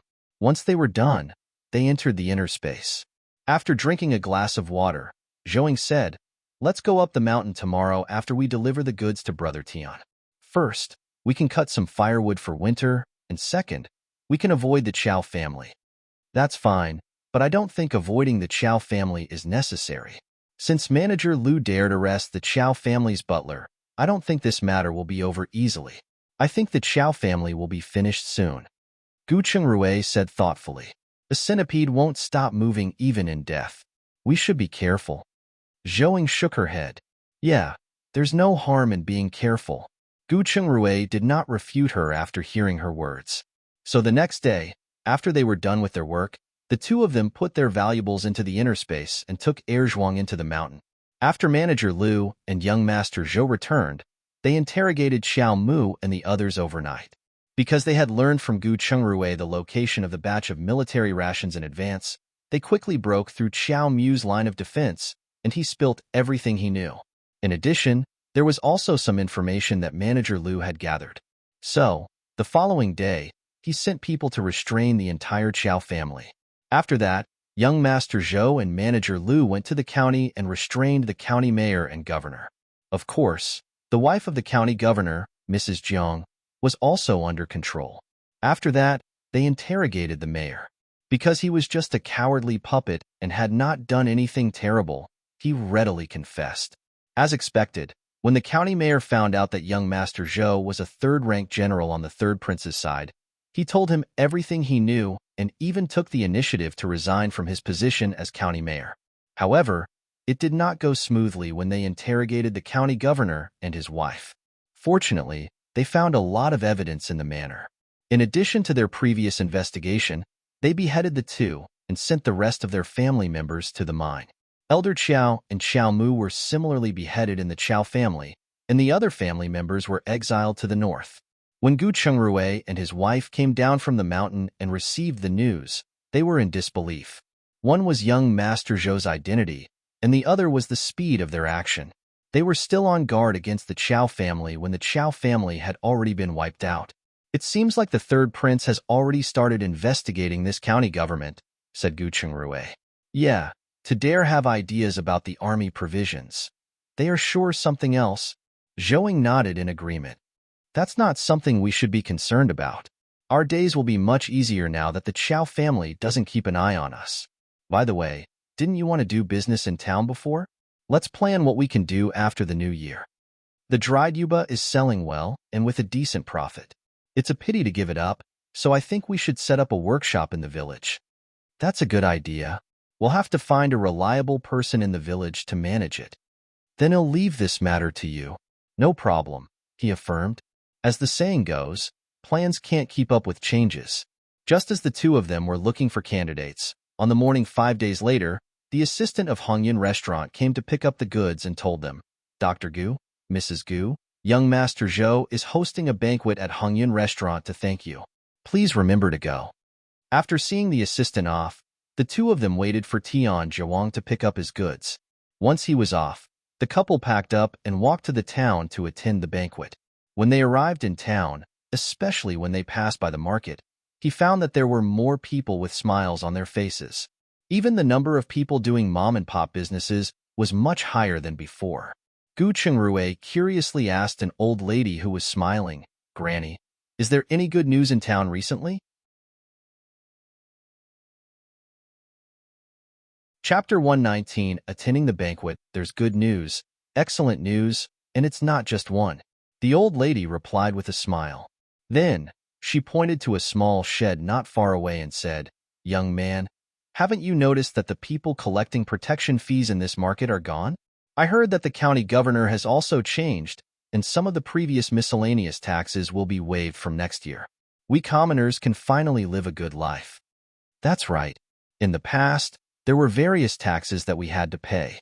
Now, we finally get to catch a breather, said a middle-aged woman selling pickled vegetables. It's such a pity for my eldest daughter. I don't know where she's been sold to. She wiped her tears as she continued. As soon as she finished speaking, the lively atmosphere in the market dropped to the freezing point.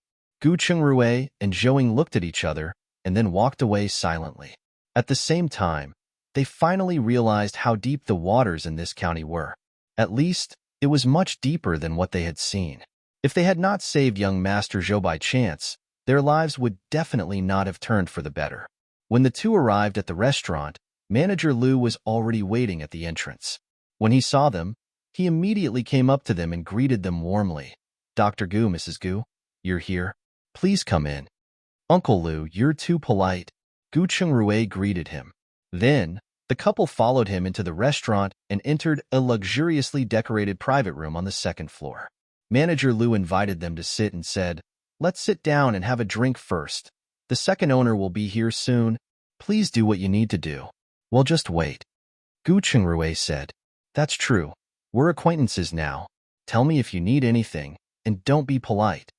Manager Liu turned around and left after saying that. Zhouing stared at a plate of date paste cakes on the table. At first glance, she could tell it was an excellent artisan-made cake. She pinched a piece and put it in her mouth, tasting it. It's delicious. There are no impurities in it at all. If you like it, eat more. These old-fashioned snacks are really tasty when they're made fresh. Gu Chungrui pushed a plate of spring rolls in front of her as he said that. Zhouing looked at the crispy golden snacks in front of her and replied, To be honest, seeing these spring rolls reminds me of many different fried snacks. It's a pity I never learned how to make them, always missing something special. Is it those snacks that were deep-fried in beef fat? Yes, it's always so fragrant, crunchy, and delicious. We can try making them later. Maybe I can reproduce it. What are you two talking about? You seem to be having a good time. Young Master Zhou smiled as he walked in, followed by a waiter. We're just talking about some food. Brother Zhou, please take a seat. Gu Chengrui stood up and said. Young Master Zhou nodded his head and raised his hand to signal for him to sit down too.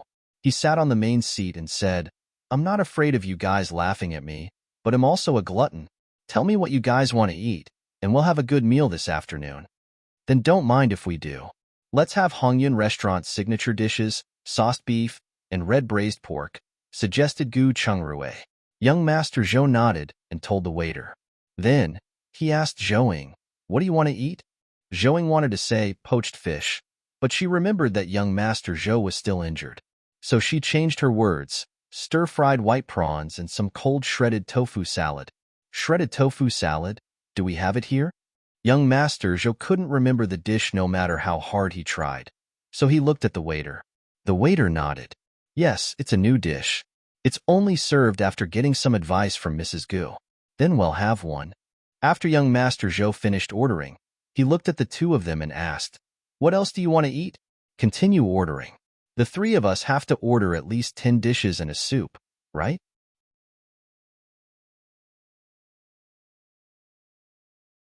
Chapter 120 Restaurant. You're the owner here, so you must be more familiar with the menu than us. I think you should order, said Zhouing. That's true. Young Master Zhou nodded his head and looked at the waiter.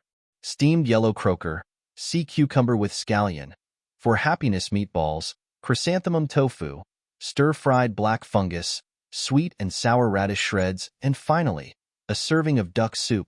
What kind of wine would you like to drink, Brother Gu? He asked. You can't drink now. Gu Chengrui replied seriously. Young Master Zhou's expression immediately changed. He had forgotten that Gu Chengrui was a doctor.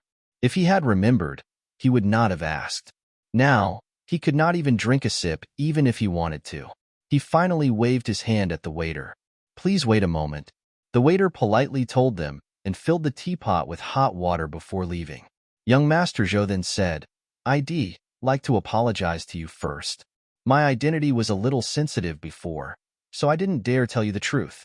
I'm General Zhou's second son, Zhou Huaiming. I am here to transport grains this time, but I didn't expect to be backstabbed by the people around me. Are those grains really military rations? Yes, otherwise, that group of people wouldn't have been convicted so quickly. Zhou Huaiming looked at Gu Chengrui in surprise and asked, How did you know that's military rations? Just an afterthought. After all, ordinary merchants would not transport so much dry grain. That's true. By the way, do you guys fancy the Qiao family's Dongxing restaurant? How about giving it to you two to run it? Aren't you afraid it'll steal Hongyun Restaurant's business? Zhouing asked after a moment of surprise. Having a competitor is good for improvement and innovation. Besides, this town is so prosperous. It's impossible for just us to monopolize the restaurant business. It's better to give it to sister-in-law. I think it's not a problem with your skills if you want to occupy half the customer base here. Then we'll accept your offer. By the way, how much does this restaurant cost? No, I said I'd give it to you. So I'm going to give it to you. After young Master Zhou finished speaking, he took a contract and a key from his sleeve and handed them to her. I know a little about the Gu family's situation, so it's better to put it under sister-in-law's name, he explained. When Gu Chengrui heard him mention the Gu family, he immediately remembered that his father had asked them for the recipe for bean sprouts. He nodded in agreement and said, Thank you, Brother Zhou. Why don't you change the way you announce it? You could say that you liked Ying's cooking so much that you asked her to be the manager. How about it? Young Master Zhou jokingly said, Then I can't bear this name for nothing. In the future, I hope I can eat for free in your restaurant. Of course, even if there were no such thing, we wouldn't take your money anyway. Then it's settled. Suddenly, Zhouing thought of the Qiao family and the county governor, who had their houses confiscated. She looked at young Master Zhou and asked, Brother Zhou, are you going to sell all the manors and shops you have seized? Yes. Is there anything you want?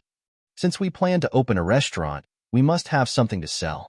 Am thinking of buying a small manor to grow some vegetables, raise some cattle and sheep, or something else to supply the restaurant. I'll go back and look into this matter, checking which manor is suitable. Young Master Zhou nodded. Then I'll have to thank Brother Zhou in advance. A manor worth less than 2,000 taels of silver will do. All right, they'll remember this, young Master Zhou affirmed. Soon, the food was served. Zhouing tasted each dish carefully and found they were all well made, except for the fatty oil inside the red braised pork. She only ate one piece and couldn't eat anymore. However, she didn't have the heart to pick on it, so she thought of taking another time to mention it to Manager Liu.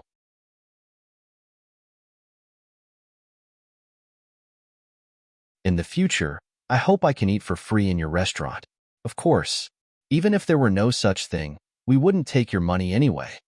Then it's settled. Suddenly, Zhouing thought of the Qiao family and the county governor, who had their houses confiscated. She looked at young Master Zhou and asked, Brother Zhou, are you going to sell all the manors and shops you have seized? Yes. Is there anything you want? Since we plan to open a restaurant, we must have something to sell. Am thinking of buying a small manor to grow some vegetables, raise some cattle and sheep, or something else to supply the restaurant. I'll go back and look into this matter, checking which manor is suitable. Young Master Zhou nodded. Then I'll have to thank Brother Zhou in advance. A manor worth less than 2,000 taels of silver will do. All right, they'll remember this, young Master Zhou affirmed. Soon, the food was served. Zhouing tasted each dish carefully and found they were all well made, except for the fatty oil inside the red braised pork. She only ate one piece and couldn't eat anymore. However, she didn't have the heart to pick on it, so she thought of taking another time to mention it to Manager Liu. Gu Chengrui said, That's why we must be cautious when choosing our workers in the future. We have to treat them well too. Yeah, but I think buying a few core servants with death contracts is better. I don't want to be stabbed in the back in the future. Then we will go with your suggestion. The Ming dynasty is very strict about managing servants with death contracts, which will definitely put us at ease. After that, the two of them went outside and hired 2 laborers to remove all the garbage from the restaurant. Once finishing up their work, the 2 were about to go home when a middle-aged man with a bag on his back walked in. Uncle, what's the matter? Gu Chengrui went up to him. Young man, are you the new owner of this building? I'm a specialist in renovating, and I have more than 20 people working under me. Do you want us to renovate the place? The middle-aged man proposed as he scanned the restaurant. Of course, but I haven't decided what to do yet. Why don't you tell me your contact address, uncle? They'll look for you when I've decided. That's fine too. My name is Zhang Daniu. I live near the main street in the number 4 courtyard in the second alleyway. You'll know once you get there and ask around. The uncle turned around and left after giving his address. The renovation here will cost at least 50 taels of silver, he added before leaving.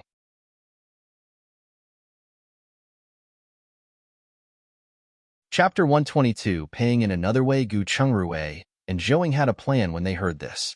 The 2 gave a pack of food to the beggar, which helped them, and went to the blacksmith's shop. They ordered 30 copper hot pots, an ordinary oven, several iron skewers, a few barbecue tongs, and a fine-toothed comb. Then, they went to a porcelain shop and ordered many plates and bowls. When they returned home that night, they were craving some barbecue. Thus, they went to the inner space to skewer some meat and had a good dinner. The next day, when the waiter of Hongyan restaurant came to pick up the goods, he handed Zhouing a red contract and said, Mrs. Gu, young Master Zhou asked me to give this to you. He mentioned that this manor is in the neighboring Xiaohe village and has 120 acres of fertile land and 500 acres of grassland. It was originally the Qiao family's manor, mainly for rearing cattle and sheep. How much is this manor worth? Zhouing took the red contract and asked. Young Master didn't say. But according to what I know, the manor, the cattle, and the sheep are worth at least 5,000 taels of silver. I understand. Thank you, brother. I'll personally give the silver to young Master Zhou. Young Master Zhou has been very busy recently. I'm afraid he won't have the time to see you. Thanks for the reminder. After sending him off, Zhouing gave the title deed of the manor to Gu Chengrui and said, Rui, do you think that Brother Zhou has misunderstood and thinks that we want the manor for free? I don't think so. After capturing the county governor and mayor, He must have left behind a big mess and had to sort them out one by one. Well, find out how much this manor is worth later and pay him the silver. Gu Chengrui shook his head and said, That's true, but he might not accept the money if we give it to him directly. I think we should give the recipe for the braised intestine to Hongyun Restaurant and the method of making yuba. This way, we just have to manage our restaurant in the future. Gu Chengrui replied, As long as you're willing to part with it, I have no objections. I just want you to live a carefree life. Then it's decided. They'll write it down and give it to Manager Liu. After seeing Brother Tian off, Zhouing turned her head and asked, Rui, what do you think about letting Brother Tian come to the restaurant to help us? Brother Tian is a good person, and I can see that his small business is doing quite well. I don't know if he is willing to part with it, but I will ask him later. Zhouing suggested, Let's give it a try. I heard that bean sprouts are selling for a copper per pound now, and there's not much profit in it now. After lunch, Zhouing took out a pen and paper and wrote down the recipe for the braised intestine, writing it in detail. For example, the ingredients needed for braised pig trotters, chicken, duck, and others were all written clearly. Honestly, without young Master Zhou's benevolence, she wouldn't have been willing to give up on this series of prescriptions. After all, these recipes alone were enough to support a 100-year-old restaurant. The makings of yuba were simple, too. It's just no one had thought of it yet. Finally, she mentioned the technique of not being greasy with red braised meat.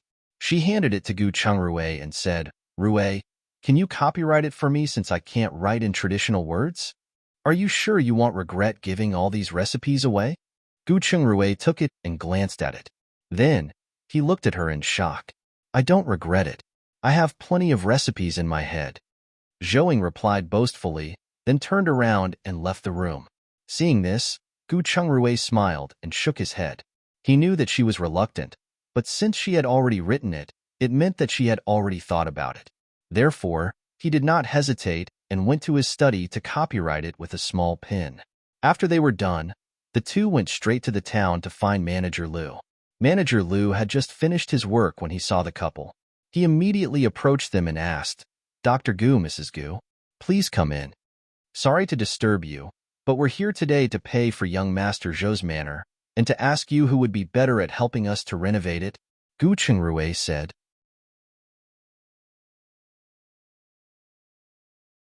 Chapter 123 Taken Advantage. Young Master Zhou said the manor is a gift to you too, and we will not take any payment for it. As for the renovation, the one who renovated Hongyun Restaurant was Zhang Daniyu from the main street. If you like his skills, you can also go to him. He's an honest person, said Manager Liu. Oh, we know Zhang Daniyu. Gu Chengrui nodded. Then, he gave the letter with the recipes to Manager Liu and said, They'll have to trouble you to pass this to young Master Zhou. Consider it as payment for the manor. This, young Master Zhou said he didn't want it. Manager Liu waved his hand. Since we said we bought it, we can't pay with nothing. Please help us give it to him. All right, but he'll just hand it over. Thank you. We'll be leaving now. Gu Chengrui nodded and went to the main street with Zhouing. They found Zhang Daniyu and went to Dongxing Restaurant with him to discuss the renovation work. On the other hand, Manager Liu took the letter to the county office after a short rest. He finally found Zhou Huaiming in the county government office, busy dealing with official documents. After seeing young Master Zhou was done with a document in his hands, he came forward to hand over the envelope. Master, Dr. Gu gave this to you. He said it's the money for the manor. Oh, where did he get the silver from? Young Master Zhou asked curiously after receiving it. Manager Liu shook his head after hearing this. As far as he knew, the couple's money was all provided by him. At most, it did not exceed 150 taels. He didn't know where they had gotten a stack of silver notes. That's right. From the thickness of the envelope, he had thought it was a stack of banknotes. Zhou Huaiming opened it curiously and was stunned when he read the recipes. He quickly looked down and smiled when he saw the last reminder. You previously said that I was too soft-hearted and should not give them a manor. Look, these recipes alone are more than enough to cover the cost of the restaurant. We've taken advantage of them. After finishing speaking, he handed the letter to Manager Liu. Manager Liu took it and read it carefully, and he couldn't stop reading. The more he read, the more fascinated and excited he became. The key was that many of the ingredients in the recipes were medicinal herbs, which he had never thought of. No wonder Chef Zhou couldn't figure out the recipe for the braised intestines. He dared say that these recipes could definitely maintain Hongyun restaurant for another 100 years. He thought of this and said excitedly, I can't believe Mrs. Gu is willing to part with these. Indeed, but this also shows that she has a talent for cooking. As Zhou Huiming said this, he thought of the sweet and sour shredded radish that Zhouing made once. Tell me, why is it that even her shredded radish tastes better than others? Why can't she be born a man? He mumbled regretfully. What a pity. The corner of Manager Liu's mouth twitched. So what should we do with these recipes? Keep them? Yeah, keep them. And just take care of the couple when they open for business. Also, estimate how much these recipes are worth. At the end of the year, we can deduct them from our costs and use them as payment for the given restaurant. I understand. They'll leave you to your work then. Wait, what kind of people do you think the couple are? Manager Liu hesitated for a moment before saying, to be honest, I haven't had much contact with them, but I can be sure they're very trustworthy. I remember that there was one time when Dr. Gu couldn't come, so Mrs. Gu sent us the bean sprouts. At that time, I was sure she was not feeling well, but she still gritted her teeth and sent them to us. Also, when Elder Chow kidnapped them, they didn't think of leaving immediately after they escaped. Instead, they reported it to our restaurant. Otherwise, we would have been lost in the dark the next day.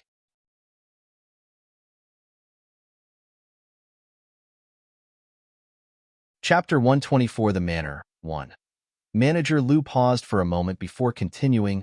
Also, he knows his manners, knowing when to advance and when to retreat. Just like today's matter. To be honest, with your kindness, they could have silently accepted this manor without saying a word. If I were pushed out of the family, I would never help them again, let alone treat their illness for free. Of course, he might have been forced to help because of his identity, but it's rare for him to help sincerely.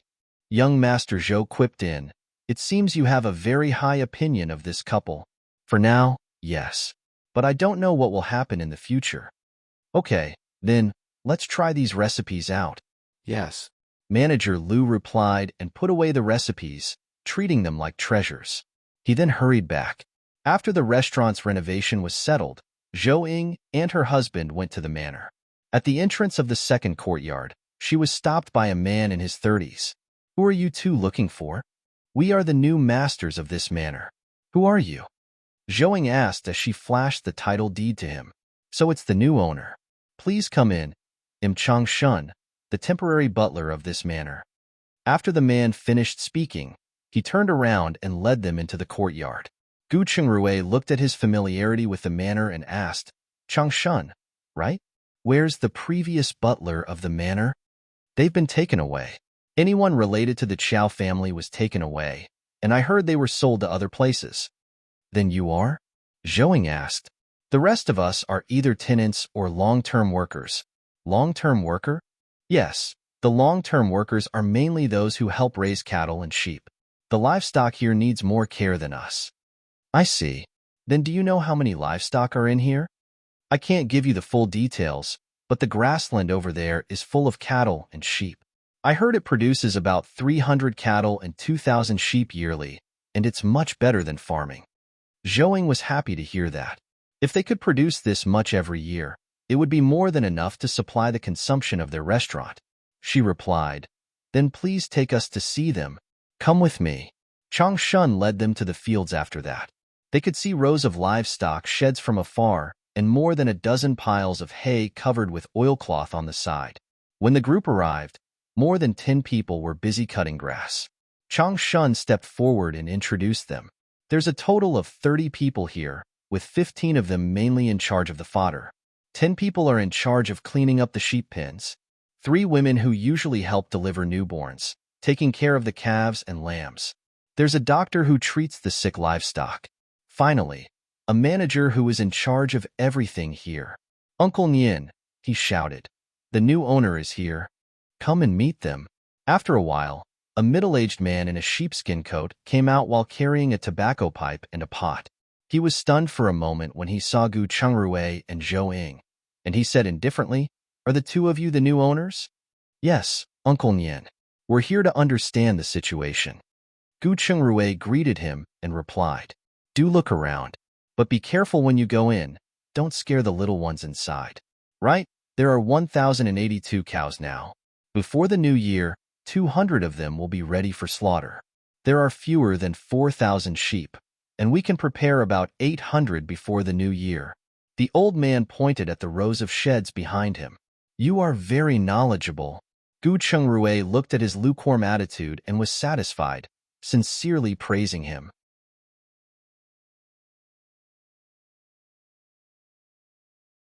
Chapter 125 The Manor, 2. Seeing this, Chang Shun quickly led the couple to the cowshed. Zhouing thought it would be dirty and messy inside, but she was surprised to find it neat and tidy. Except for the lack of modern facilities, it was as good as a modern farm. Although the ground in the shed was not made of cement, it was still paved with stone. The ground was covered with straw, and some lime powder was also sprinkled on it to disinfect and dispel moisture. The key was that there was no other animal smell besides the smell of dry grass, and this was rare. When Gu Chungrui came in, he observed the cow's health.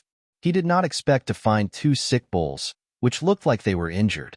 He called over a worker who was cleaning the shed and asked, What's going on with these 2 bulls? Were they fighting? Yes, they did fight. I didn't expect them to go into heat suddenly, and since they didn't have the time to breed, so, the employee said with a sheepish smile. Then inform the doctor here to treat it quickly. Look at the wound. It's starting to rot. If you don't treat it soon, they will be dead. Gu Chungrui pointed at the wounds. This is indeed our negligence. Well, go and find a doctor now. The employee's face turned pale. Yes, go. Gu Chungrui waved his hand and checked the rest. He was pretty satisfied with the results. They wanted the sheep pen after that. The environment was similar, but more sheep were injured. Fortunately, they were all treated quickly, and the overall situation was decent. After the 2 walked around, they saw Uncle Nian sitting on the side and directing the grass cutting. Zhouing came forward and asked, Uncle Nian, can I have a word with you? Uncle Nian nodded, then brought them into his small house. Have a seat. It's a little shabby, but don't mind it. You're welcome. Have you been living here all this time? Zhouing asked in surprise as she looked at the tiny house of less than 10 square meters. I'm just an old bachelor, so it's fine as long as I have a place to stay. I don't have many needs. Uncle Nian nodded. You've worked hard, and living in a more comfortable environment is better. It's freezing now, so construction work can't start. When spring comes next year, we'll build a row of dormitories nearby so whoever is tired can have a place to stay. That's nice. This way, they'll be able to enjoy a good life even when they're on duty at night. The old man nodded and said. At the same time, the way he looked at them also turned more friendly. Then it's decided. Please take care of it and see where it is more convenient to build. We'll start work after spring. All right, leave it to me. But how do you plan to build it? How big a place is your estimate? The single dormitory being the size of this house is enough. If they wanted to settle down here, they could inform us in advance, and we would build them according to their family's population. However, we will have to make it clear in advance that it could only be their immediate family, which means it only includes the husband, wife, and child. Moreover, they have to guarantee to work at the manor. For a single person like you who has lived here for a long time, I was thinking of a place with an inner and outer room. In terms of size, it should be about 2.5 times the size of this house, and that should be enough. Uncle Nian replied, It doesn't need to be that big. A small outer room will do, as we just need a place for our guests. It's about the same. So, just take my suggestion. The old man didn't say anything else. After that, Zhouing learned about the overall situation of the manor from Chang Shun and Uncle Nian, while Gu Chungrui went out to find the doctor. He wanted to know the cattle's physical condition. On the other hand, he also wanted to exchange his experiences as a doctor. In the end, Gu Chungrui told the doctor the formula for traditional disinfection and sterilization. He suggested the doctor spray it in the sheds from time to prevent wounds from getting infected again.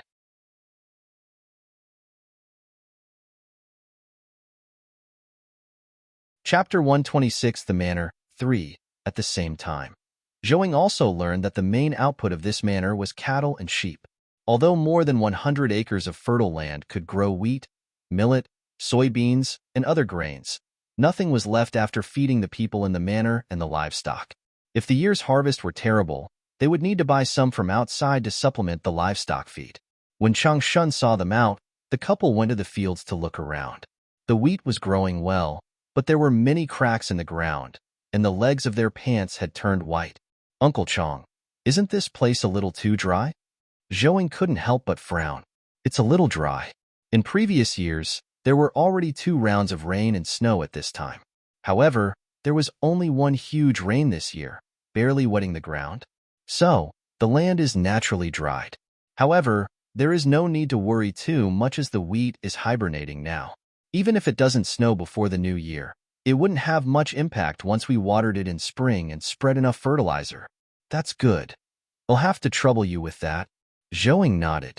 However, Gu Chungrui felt that this was inappropriate. It would be too late to remedy the situation then, and the harvest would definitely decrease. However, the weather was so cold that it was unrealistic to water them. It seemed that he had to water them enough before winter came. By the way, do you two want to renovate the main courtyard? Changshun asked when he saw the courtyard house not far away. Gu Chungrui looked at Zhouing after hearing that. To be honest, he felt a little uncomfortable since Miss Chiao had lived in that courtyard for a long time. But ultimately, he left this decision to Zhouing. Let's go and take a look, Zhouing said hesitantly. Well, decide then. After that, the 3 of them went to the courtyard house. Gu Chungrui and Changshun went to the house to understand the manor and asked him to give them a list of who would stay and who would leave. They would have to sign a long-term labor contract tomorrow if they stayed. Zhouing walked around the courtyard.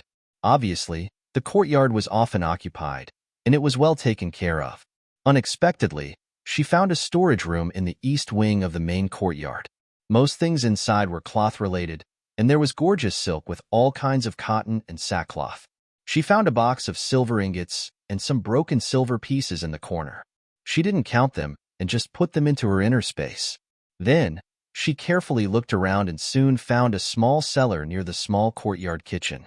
It was mainly filled with various tonics, red dates, lotus seeds, longans, and white fungus. As for the central kitchen, she knew that it must have been ransacked after looking at the broken porcelain pieces on the floor and the open cabinet door. She didn't bother to look there. After she was done, she returned to the main hall. I think this courtyard is well maintained. The main thing we need to do is to renovate the 3 rooms in the main courtyard. Would you like to do it yourselves? Or do you want me to arrange for someone to do it? Changshun stood up and asked. We'll do it ourselves at the beginning of spring. During this time, you can just find someone to come over every 3 to 5 days to help clean it up. Also, I want the security to be tightened up. Don't let anyone take anything away from the courtyard. After Zhouing finished speaking, she handed him 2 pieces of silver. Don't worry, we'll do a good job. Changshun received the silver and smiled as he nodded repeatedly.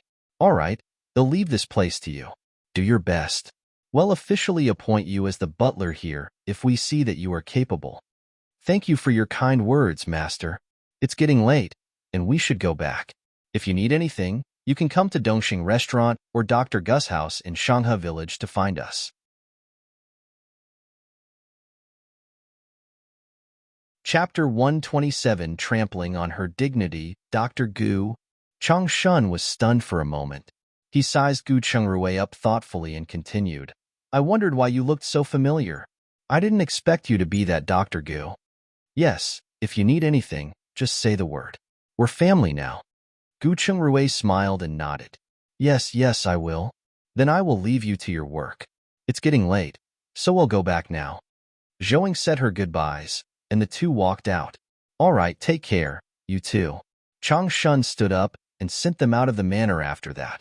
Then, he turned back, weighing the silver in his hand before happily walking back. In the evening, after the couple returned home, Zhouing told Gu Chungrui about the warehouse she found in the manor. I didn't expect that there would still be things left behind after the house was ransacked. Maybe they didn't take it because it was too heavy. Don't forget that the main house's decorations, calligraphy, and paintings are all gone. That's true, but at least we won't have to buy fabric for the next 3 years. Yeah, Please help me make another undershirt when you have time. Big brother Zhou took the previous one, and I don't have enough to change into. All right, I'll make 2 more sets this time.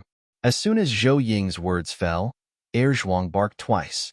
Gu Chengrui immediately turned around and walked out. Seeing it was Gu Chengxi, he paused for a moment before greeting him. It's you. Do come in quickly. Third brother. Gu Chengxi greeted and walked in. However, the previously talkative boy had become somewhat reserved.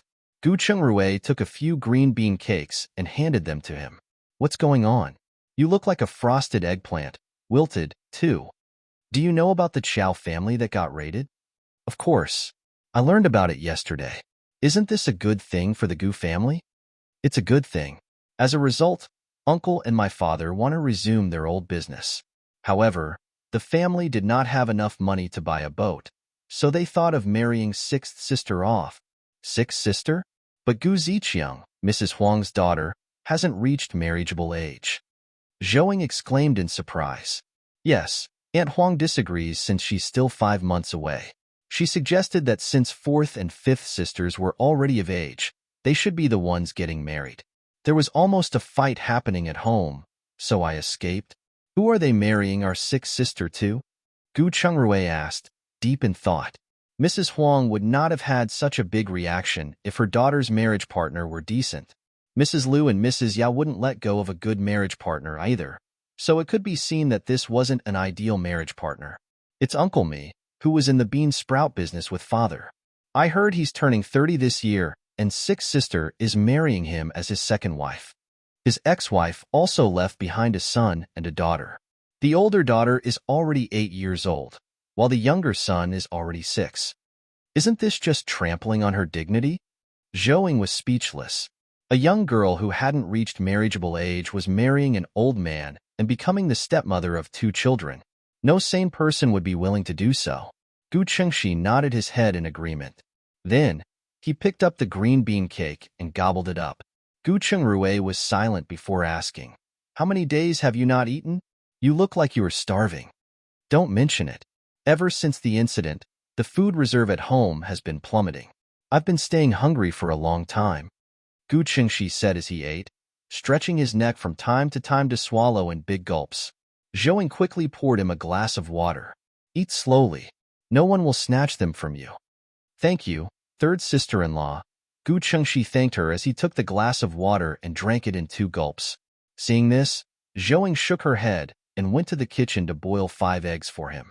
She took a pound of braised dried tofu from her inner space and gave it to him. Have this to line your stomach for the time being. I will start cooking now, so you can eat with us tonight.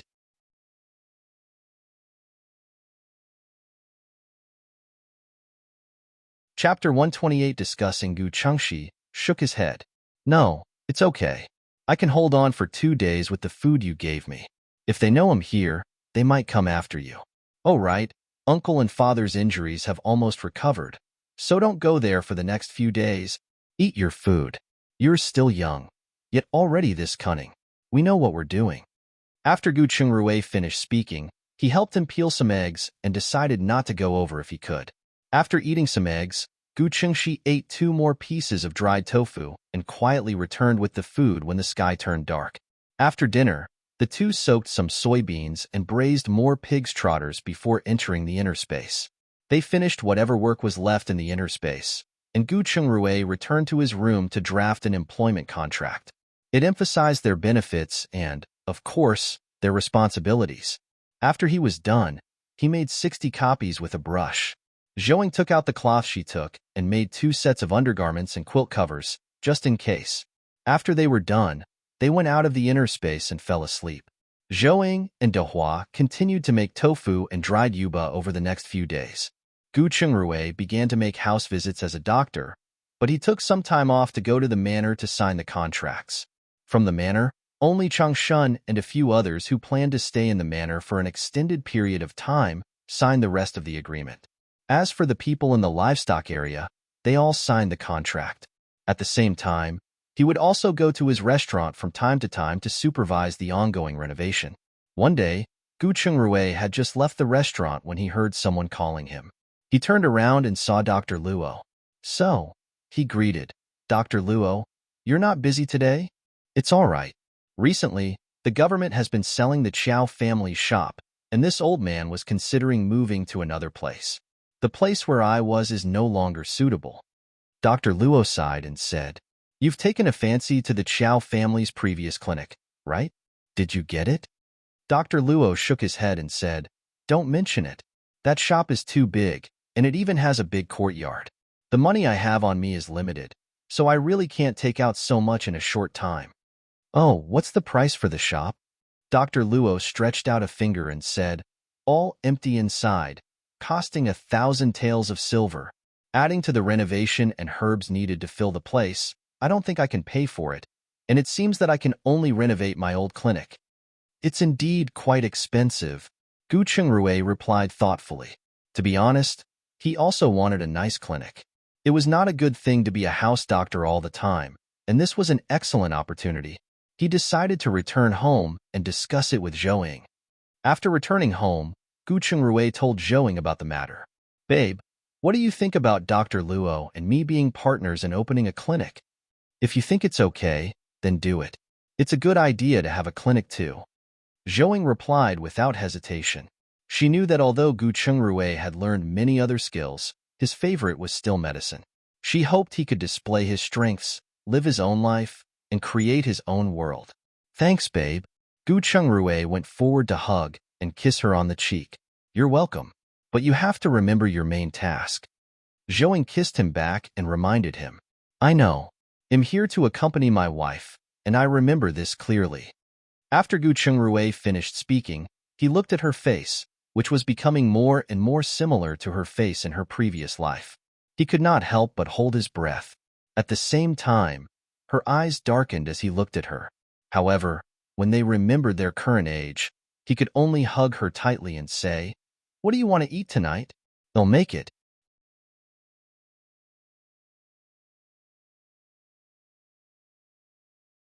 Chapter 129 Visiting. The grill you make is better than mine. So let's have grilled potatoes and chicken today. Zhouing pondered for a moment and decided. All right, they'll do it in the inner space. No problem. They'll just finish up the pig offal, Zhouing said, and the two of them locked up and entered her space. When she went to get the pig offal, she realized that she had been using her existing stock in her inner space all this time, and it was almost gone. She needed to talk to Brother Tian as soon as possible to decide whether he would follow them. The following day, Gu Chengrue brought 500 taels of silver with him and Tianzhong to town. As soon as he left, Mrs. Liu and Mrs. Yao came to visit, but they were so frightened by Zhuang that they stood at the door and didn't dare to take another step forward. Zhouing watched from the kitchen and didn't make a sound. She hoped Zhuang could scare them away so they wouldn't come here again. Unfortunately, her wish soon fell through because Mrs. Liu loudly called out her name. Zhouing had to put down her work and said to Dehua, Dehua, you can try to sift the beans. If it doesn't work, turn off the fire. I know, Aunt Gu, Dehua replied, eager to try. Be careful and don't burn yourself. After Zhouing finished speaking, she turned around and walked out. She stepped forward to stop Zhuang and said, Aunt Lu, second aunt, it seems you are quite free to come over. Come in and have a seat. How can you say that? I'm your stepmother. How can you call me aunt? Mrs. Liu's face darkened. That's right, Zhouing. You should call her mom, or at the very least, you should call her mother. Mrs. Yao echoed. Mother? I never recognized you as my mother. Father and the patriarch both know this. Zhou Ying's expression straightened as she continued, If you're here to visit, I can invite you for a cup of tea. But if you're here looking for trouble, I won't entertain you. After saying that, she let go of Zhuang, who immediately jumped and tried to bite them. If it weren't for the chain around him, he would have pounced on them and bit their necks. Luckily, this was enough to scare the two so much that they ran out of the courtyard screaming. Ha ha ha, the satisfying laughter of sixth Aunt Gu sounded. She quipped, My little third sister-in-law and seventh sister-in-law's skin is sure thick. You don't have the grace to raise her or even give her a decent upbringing. On the contrary, you bullied her and almost took their lives. Why should she ever acknowledge you as her mother? You sure are still in your dreams. Do they really think you two are still the same prestigious people you were? Oh, sixth aunt, You are here. Do come in for a seat. Zhouing came out and greeted her enthusiastically. No, no.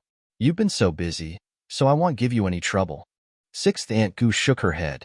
You aren't Zhouing. Who are you? Mrs. Lu pointed at Zhouing and questioned her. Mrs. Yao accused. Yes, Zhouing was a timid and weak girl who never dared to speak loudly. Look at you. Which part of you is like her? So, you're here to frame me today. Zhou Ying's eyes turned cold as she stepped forward. What do you mean by framing? You're clearly a completely different person from before, so why shouldn't we say what we observed? Mrs. Lu shouted in panic. However, she took 2 steps back as if she was facing something scary. Is that so?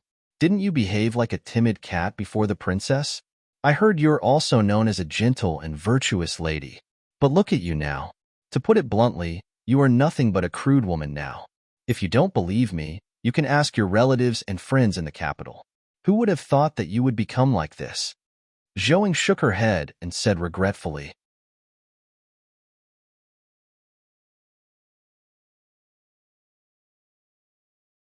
Chapter 130 Gossip, that's right. Which part of them looks like a noble wife? She's not much better than a village woman. Sixth Aunt Gu agreed with a nod. No, she shook her head. They are less than a village woman. At least us village women don't torture people to death. You. Mrs. Lu looked at Sixth Aunt Gu with anger. However, Sixth Aunt Gu ignored her and looked at Zhouing. Silly girl, hurry up and go back. To deal with people like them, you should be more assertive and shameless than they are. Otherwise, you'll definitely be bullied to the point where you won't even be able to eat. Thank you for your advice, Sixth Aunt. Since you're here, come on in and have a chat. After Zhouing finished speaking, she pulled her into the courtyard. It wasn't me who. Sixth Aunt Gu still wanted to say something, but Zhouing interrupted her. Come on. You haven't been to our house before, so how can you leave without coming in? Hearing that, Sixth Aunt Gus's wife did not struggle anymore and happily followed her into the house. Mrs. Lu saw that Zhouing had left them hanging here, getting so angry that she speechlessly pointed at her and couldn't even say a complete sentence. Sister-in-law, I think we should go back. Mrs. Yao pulled down her hand. Although she was angry, she could see Zhouing didn't take them seriously.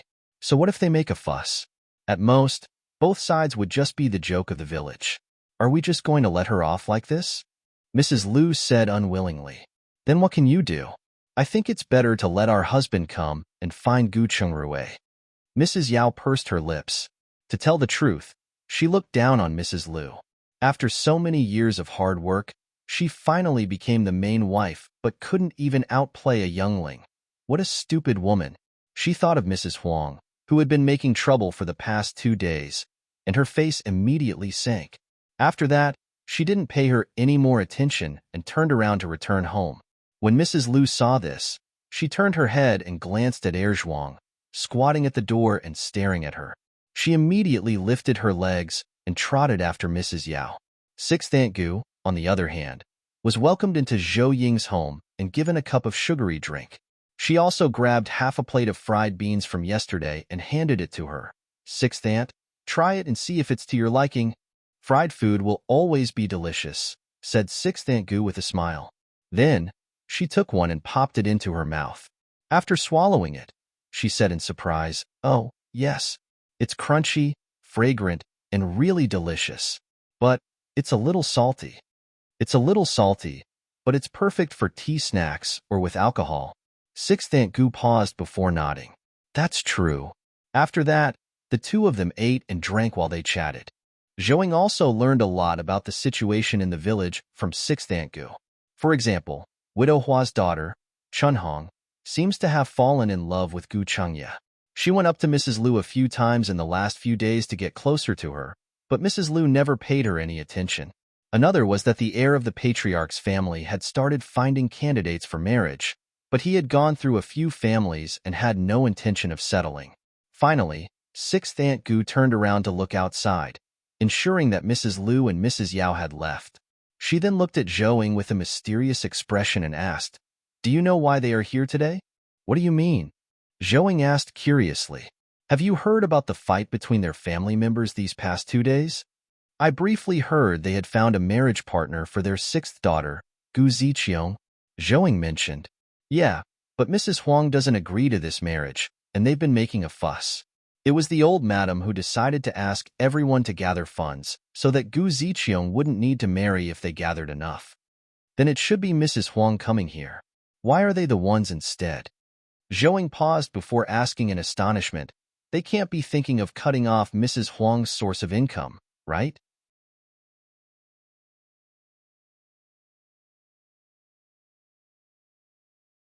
Chapter 131 Collaboration. I'm 80% sure.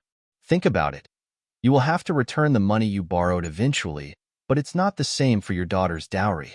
Once that money enters their family, it will belong to them. Sixth Aunt Gu nodded and smiled in response. They have so many twists and turns in their heads. That's why I am saying you must be on guard against them. Don't let them trick you. Otherwise, the life you've worked so hard to get will return to how it was before. Thank you for your advice, Sixth Aunt Gu. Come over and chat with us whenever you are free. You can give us more advice that way. It's fine as long as you don't find me talkative. No one is perfect. As long as you are kind, anyone will be friends with you. Yes, that's it. The most important thing about someone else is whether they are kind or not. Sixth Aunt Gu agreed with a nod. The two of them chatted for a while longer, and Sixth Aunt Gu got up to leave after another drink. Zhouing didn't persuade her to stay. Instead, she packed a bag of fried beans and oil paper and accompanied her out. She returned to the kitchen and got busy after that. On the other hand, Gu Chungrui arrived in town and first went to the restaurant to look. He then turned around and went to Dr. Luo's clinic. Dr. Luo, who was picking out medicine, was stunned when he saw him. Gu, you're here. Take a seat and wait for me. They'll be done in a minute. After he finished speaking, he continued to sort out some medicine. After sending 2 customers away, he walked to Gu Chungrui, sitting on a chair at the entrance, and said jokingly, bringing a medicine kit to our shop. Are you planning on challenging us? I wouldn't dare. I came to find you today because I have some serious business to discuss. Serious business? Follow me then. Dr. Luo gave his helper a few instructions and then took him to the back. After he sat down, he poured him a glass of water and asked, Tell me, what's the matter today? It's about the new clinic. A new clinic? Are you also planning to buy that place? If you don't have the money, I wouldn't have it either, said Gu Chungrui. What about your restaurant? Someone gave it to me, but don't tell anyone else. We are only telling the public that my wife is the manager there. When Dr. Luo heard that, he knew it was pretty complicated, so he didn't talk more about the restaurant. Instead, he smiled and said, So, you're here today to open a clinic together? It seems that you are as wise as you are old. But yes, the clinic over there is much bigger than this one, and you wouldn't be able to handle it alone. Although I'm not talented, I do have some skills. Wouldn't it be good for us to collaborate? Then how do you want us to collaborate? How much silver can you take out? Dr. Luo stretched his hand and said, 1,000 taels. This is all I have. Is another 500 for me enough? Dr. Luo looked at him in surprise and asked, Can you really offer 500 taels? Yes, well split it 2 to 1. You get 2 shares, and I get 1. Dr. Luo looked at his solemn expression and fell into deep thought. Seeing this, Gu Chungrui did not disturb him. Instead, he warmed his hands and drank some water. After about a quarter of an hour, Dr. Luo slammed the table and decided, All right, but you have to listen to me in terms of management. You're more experienced and have a wider network. Of course, they'll listen to you. Then what are we waiting for? Let's hurry up and draft the contract, then go to the county office and buy the place. Otherwise, who knows who might take it? Dr. Luo immediately stood up and said. After that, he turned around to get a brush and ink. When Gu Chungrui returned home in the evening, he gave the contract to Zhou Ying and said, The matter of the clinic has been settled. Keep this well. Zhou Ying took it and directly threw it into the villa's study in her interspace. She then told him about Mrs. Liu and Mrs. Yao's visit. You're tuning in to the Romance Rendezvous YouTube channel. We're so grateful for your support, and don't forget to subscribe to join us on this incredible journey through captivating stories. Your generosity through donations truly makes a world of difference, as it's the primary source of revenue that allows me to expand and enhance this channel for you. Thank you from the bottom of my heart for being a part of this adventure.